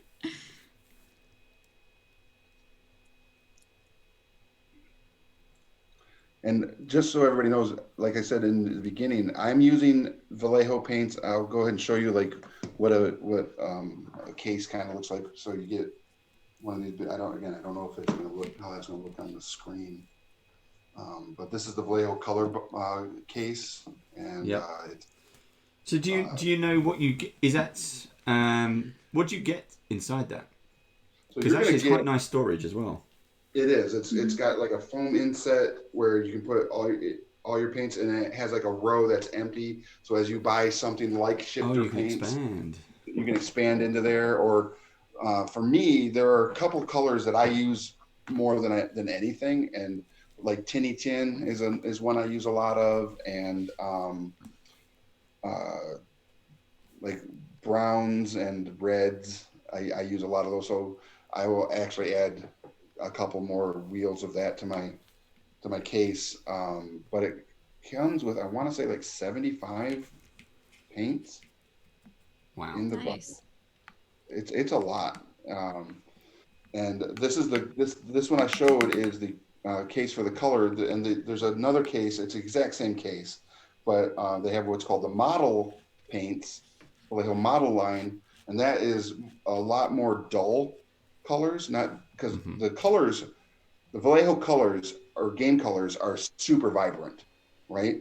So when you look at how vibrant that is, or compared to how dull the model is, you see. But with your toolbox, it's good to have a little bit of both, because your models, your game colors aren't going to be like this orc isn't going to be neon green, right? It just isn't. But I was at first going to use this as like my upshade or my highlight paint on my greens, and then I was like, no, wait, why would I do that when I can get a little bit duller look instead of this like neon color? Because the neon wouldn't have worked well. But when you're doing something like anything in space, the brighter neon flare definitely pops off on like Starfinder stuff or any ships, like spaceship games. Yeah, that's the Planet Express ship green. Right. Yeah. So having a big toolbox of things available when you get to that point, for those of you watching that may not be into modeling or miniature painting yet, there are so many options, and you're more than welcome to ask later on down the road. Anybody can reach out to me and be like, hey, you were talking about this one paint line. Could you tell me more about it? I'm more than happy to answer any questions about Vallejo paints. And and anybody out there, I love Citadel paints because there's some stuff in Citadel that I have in my toolbox. But as far as like the broader spectrum of paints that I use is going to be Vallejo. Just they're my favorite paint. And that's not because they're sponsoring this or participating in that capacity. It's a fact. But when I have, if I don't have this available to me, my secondary is Army Painter, and then my tertiary is Citadel. So that's for me. There are going to be people that are going to be like, no, I use Citadel first, then Vallejo, then Army Painter, or Army Painter, you know. But when you're building your toolbox, you're going to find like the gunmetal from Army Painter is really, really good. The shades, the strong tone, the flesh tones, the blues, the red tones that aren't inks, that are really watered down and well usable, come from Army Painter. But if you want to do acrylics, clear acrylics that like elementals have, I'm sure this is what's going to happen in the next episode. The Vallejo Ink line is beautiful. So if you do a water elemental and you hit it with a Vallejo Ink blue, it's going to be really vibrant and blue, and then you just go over it with a white, dry brush on the edges to give that seafoam look. Mm-hmm. The blue of the ink still lets you have opacity, so you can see through that model. It doesn't cover it. It's still a see-through model, and it's so good. I wish I had some sitting here because I've painted like almost all of WizKids elementals. They're so good. I have a couple of things. What we're going to do is, guys, time's up. We are going to switch cameras. What we're going to do is just put us into a giant zoom window, and we'll go through each mini. We'll pin them up, and we can see everyone. We'll start with you, Rick, just so we've got a comparison, and then you get to judge all of us.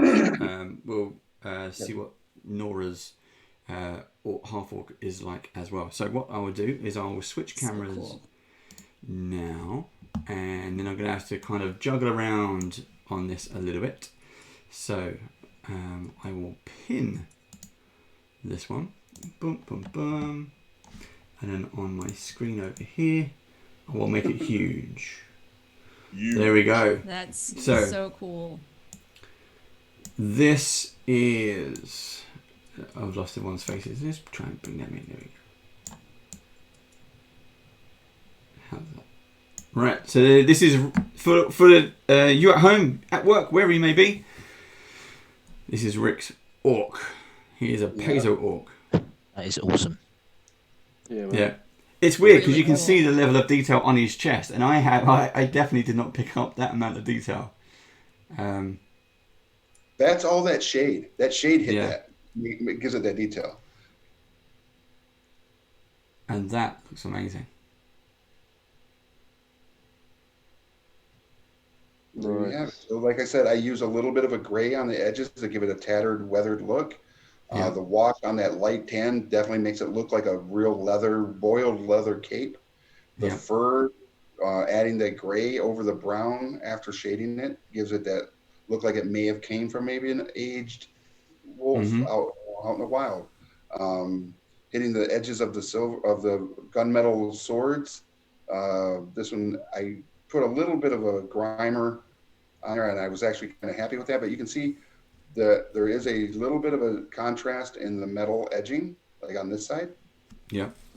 Let me put it there, so you can see the blade's edge. I did not paint the eyes because, like I said, it's not a skill set I'm really good at. But because of the shading, you definitely know that there are eyes there, and it's just shadowed over as any orc's eyes should be.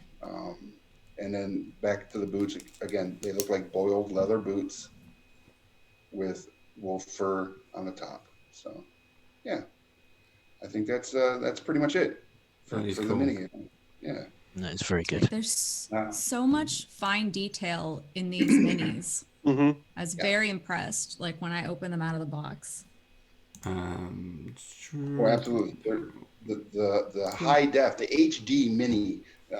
When they call it high definition, it absolutely is. The detail is crazy good. All right, let's see. That's straight away. Look, so this is Nora is up next. Oh, right. I hope this is focused. But straight away, I can see all like the leather, the trousers, all the gear, all the detail. Yeah, she's got lots of straps and belt buckles and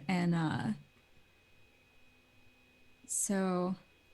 Your face looks so good. I like the depth of the eyes. I like the highlighted on the bone struck, like the cheekbones. So the face has that full depth of what one would expect. Thanks. So I don't like to paint eyeballs either. I think like I have tried it a few times and like it just doesn't. So what I do is I do like to do eyebrows because you can definitely see eyebrows on this mini. And then with the shading, it just gives it that depth, like as though like it was her eyes are like cast in shadow, but you can still see like cheekbones and so I thought that was and your metals on like the baldricks, the shoulder pads, and the blade of the axe itself are really popping off that miniature.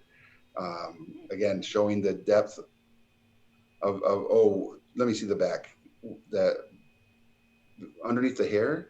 Oh my God, that's sick. I mean, the leather work, the whole leather work too. You did an amazing job. Thank you. Yeah, it's so good. That black back plate. Oh. I know you were talking browns, and I was like, I think this might look good because the hair's brown, and like the bottom half is going to be all brown leather. So I just wanted, especially because I made the boots black, so that would just give it a little more contrast. Yeah, and it pops. The hair pops right off of it, but you definitely can see that back armor, and it is I'm drawn to that. That's really cool. Very nice. Yes. I would love to see this character in a party. Now let's see a really bad one. So here we'll unpin that one. We'll pin this one. So yeah, here we go. We did not finish this, but you can see he looks sweaty again. Maybe it's just the light, but he's very shiny skinned. He's oiled. He's got the oil on before he goes in. Well, so looking at this miniature, if you were to do cell shading, this would look like an anime character. Okay. Right? Yeah. Which would be a super cool effect to do. But I will tell you, as soon as you do your wash on this miniature, it's going to look totally different, and it's going to really pop out when you get to that point. And I look forward to seeing your finished, model once you get the straps, the fur, on the boots, and the weapons all taken care of. One of the things I can see that you're doing is you're hitting it on a fine detail as soon as you start painting, right? You're trying to keep it as fine as possible. Yeah, I try to be as correct as I could, and that's what I think I mentioned before. Is you get down to certain bits and you think, oh look, there are these white bits where I've just missed with color. Right. I would suggest that you don't need to worry about those things in the beginning. Just hit base coat everything, and then you make all those minor adjustments after you got all your color on there when you're going back and doing your details and your highlights, because you got the details look great on your miniature. Mm-hmm. That face is great. Yeah, the face the mouth and the eyes. Mm-hmm. Yeah, I was quite pleased with that. I actually did eyes. They're just red dots, but they do stand out against the green. Yep. Mm-hmm. And I got some red inside the mouth and tried to do tusks, but the tusks didn't quite work. But they look great. Like I said, I am really looking forward to seeing after you've washed it. Yep. Detailed it and then highlighted it. It's good. I think it's going to be a great miniature. It looks great already. I just think it's going to look even better once it's complete. I'll send you my updates as I get them, and we'll be putting these out on Twitter as well, so you can catch up. But I really enjoyed doing that. Actually, that was a nice. It's a nicer size because, I started with the goblin, who is half the size. So to go to something a little bit bigger was nice. Cool. Well, I think it's going to be fun too when you do the next size up, when you hit the elementals. That's going to be fun to watch. Yeah. Oh yeah. The goblin is significantly smaller. That's like a thumbnail. Yeah, so tiny. And you said you just recently started painting? Yeah, the first episode, which was 2 weeks ago, was my goblin mini. So for miniatures that small, you paint really precisely, like you it might take you longer, but like I'm impressed that like you have a very good handle on the brushwork there. Cool. Yep. Thank you very much. I mean, it did take 2 weeks, but yeah, it was. The weird thing is, it's really relaxing.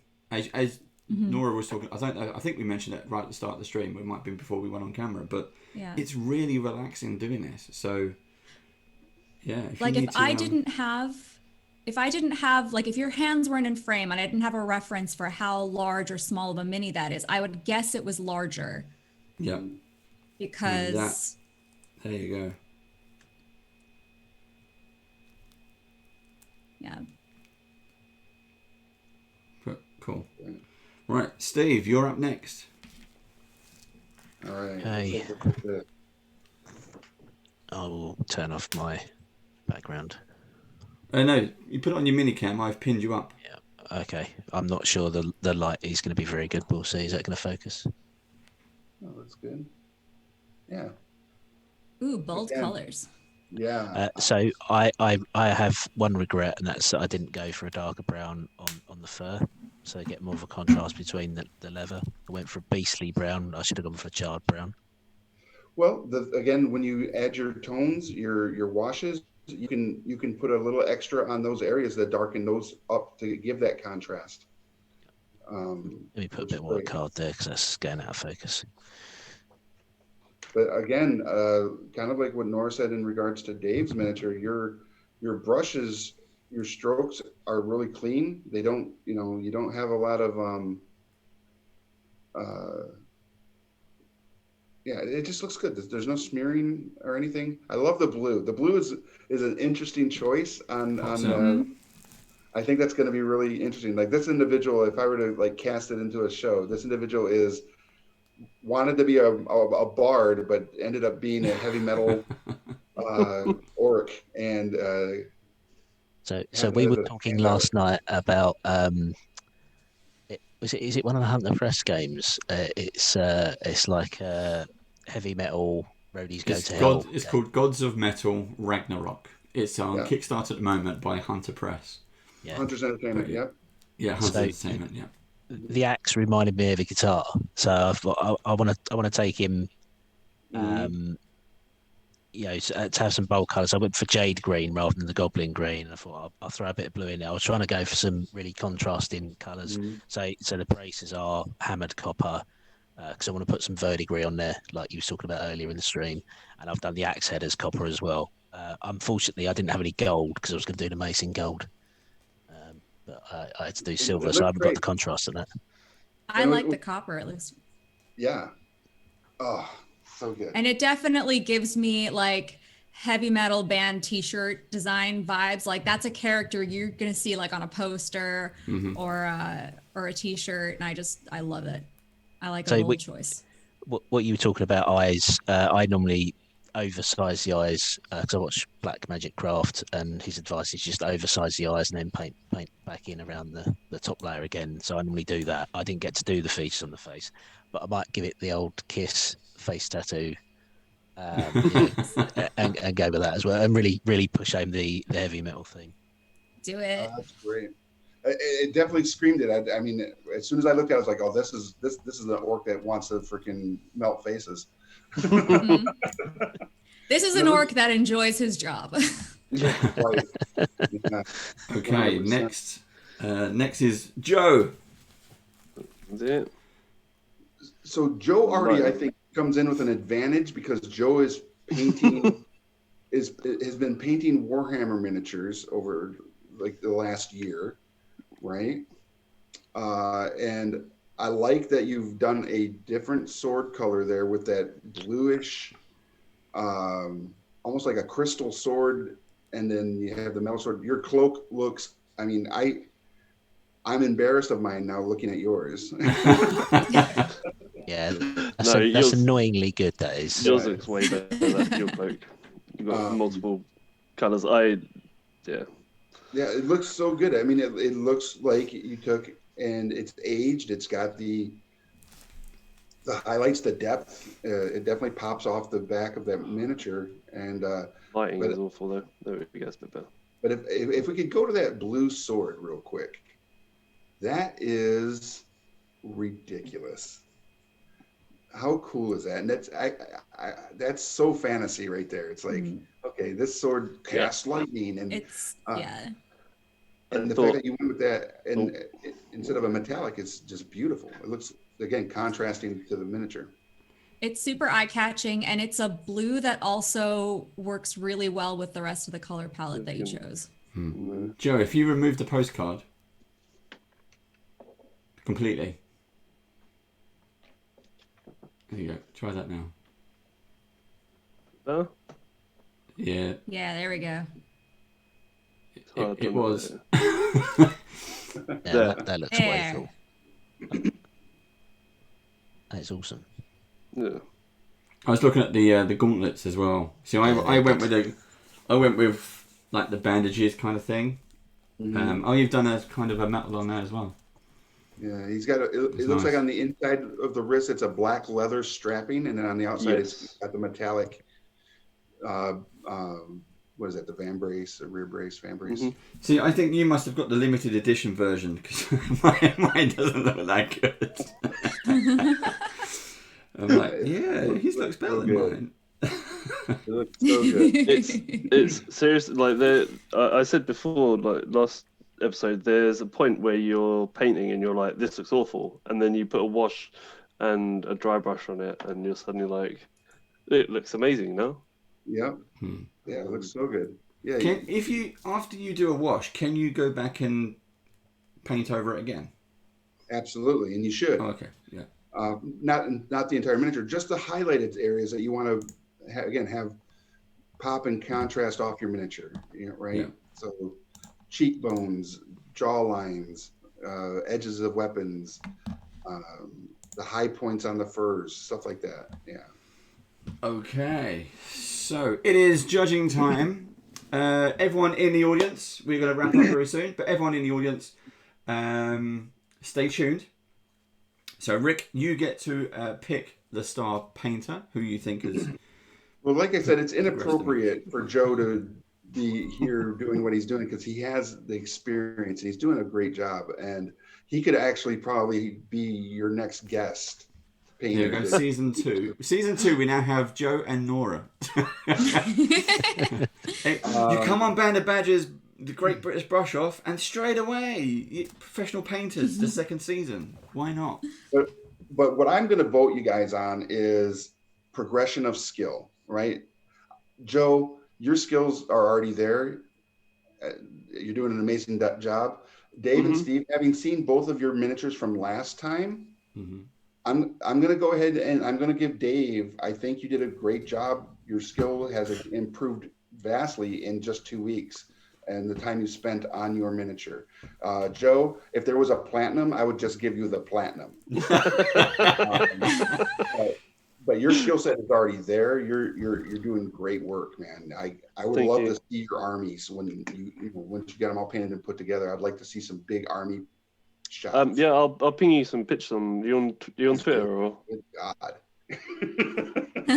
But Dave, you're going to get the gold today because your progress from your first miniature to your second miniature is vast improvement, and they both look amazing for a first-time painter. And I think you're going to find a lot of fun in this space. Cool. In a very short Thank you very much. I seriously was not I'm not, but yeah, I'll take it.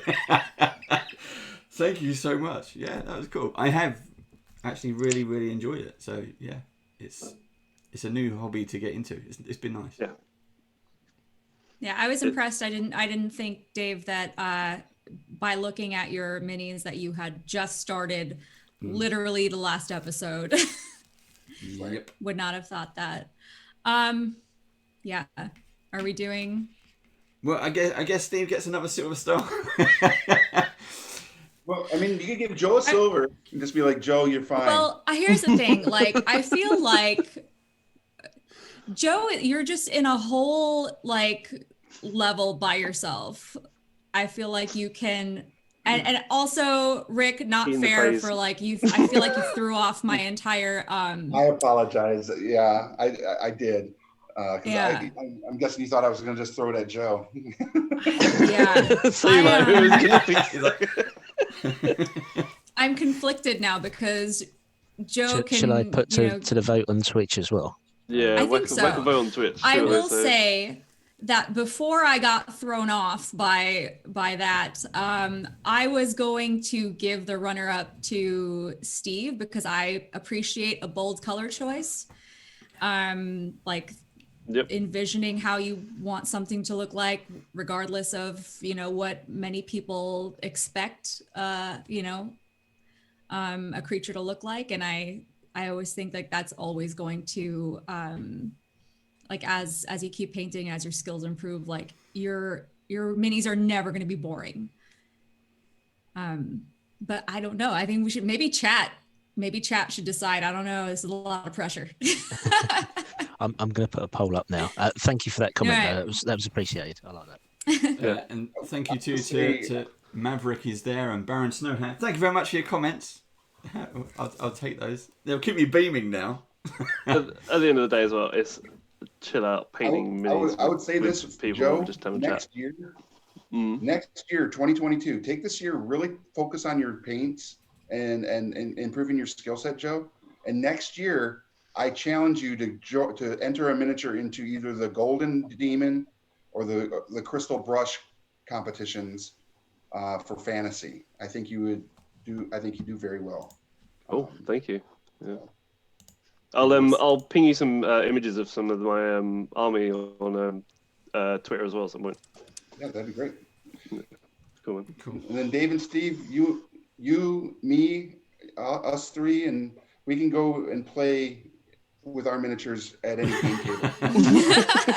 Yep. That's what we're meant to do. Yeah. Nora, I'm while they're voting, I just want to say again, your miniature was phenomenal. Thank you so much. And having seen what you can do, the one miniature that 3D printed one that you showed us on Monday, Yeah. with the big black wings. That big dude, he's like this big. My God. I would almost say for you as well, over this year, if you continue to practice your skill set, you should also enter a gold demon or a crystal brush competition next year. That means a lot. I feel like these types of shows help me out so much because I am a noob in painting. But it's so nice to like have the tips and with techniques and things that I would never thought of before. So yeah, it just encourages me to keep painting, and it is super relaxing. Mhm. And it's like the nicest quiet nerd activity. It is, yeah. It definitely is. Yeah, you almost go into like a flow zen sort of space, don't you, to a certain degree? Yeah. Cool. Yeah. Baron Snowhand, yes, I am a noob. I started during the pandemic. But you do cosplay, right, Nora? I do, yeah. And I feel like with some of like the color theory and stuff comes from doing makeup, doing like nail art. I think that, and like blending and those techniques a lot, and shading, like a lot of that carries over. So I think that gave me a little bit of a head start on, beginning painting. Yeah, I was going to say, because your color theory is good. That was one of the first things I noticed. And I will say this for Dave and Steve, I think that is something that is already in your toolbox as well as far as color theory, because you obviously know what you're doing as far as, like, again, your bold color choices, Steve. They didn't look like a bad contrast. They looked like, no, this absolutely fits this character, not just because of what we imagine that character to be as far as like a metalhead, rage monster, but as the rest of the color palette, the blue did not contrast in a negative way. It definitely was like a pop eye, draw you to the miniature, and I thought it was great. So, thank you. Yeah. Thank you. Yeah. Well, congratulations, Steve. I was wondering whether you'd spend your channel points in that vote, Steve. I didn't vote. I didn't vote at all. That was me playing by the rules. Oh, we're not allowed to vote. Well, then you got 100% because I voted for myself because I assumed the rest of the room was you spending channel points. No, I didn't even vote. I was actually going to vote for you. So no. Now you're making me look bad because I voted for myself. No fucks given. Very cool. This brings us to the end of our second episode of the Great British Brush Off. We are going to be back in 2 weeks' time with a new guest artist and a new guest. It's kind of like the guest is kind of like the co-host now. It's a nice thing that I don't have to do everything, and as all of it, as Dave, Steve, and Joe, as me and Steve and Joe with the DMs and GMs.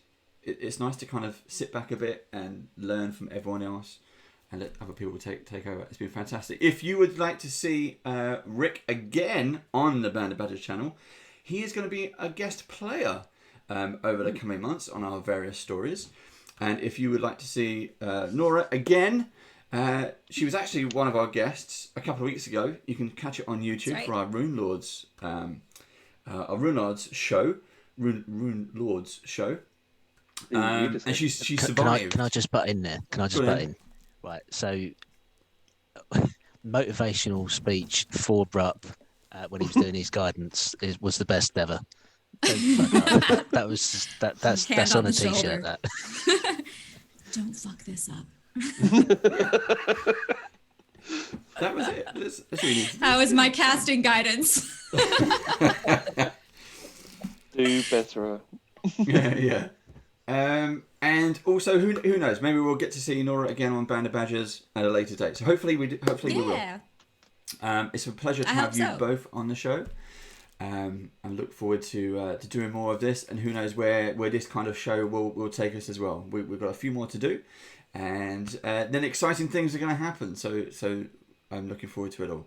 Thank you to our supporters, Beadle and Grim, Paizo, WizKids, and even Vallejo, who came on. They weren't here for the first episode. They were here for this episode. So it's been fantastic having everyone supporting us in this way. We're obviously a UK crowd, UK and European. So thank you to our friends in the States for joining us. Other than that, we are off. Thank you to Baron Snowhound for joining us today. I don't know who you are, but thank you very much. And all your support. Maverick too. Thank you again for the kind words. Thank you to everyone else who's been joining us in and out. Rupp's just turned up. Yatinator is actually Rupp. Getting some guidance. But we're going to end it there, guys. Thank you very much for joining us, and we'll see you again soon. Bye. Bye.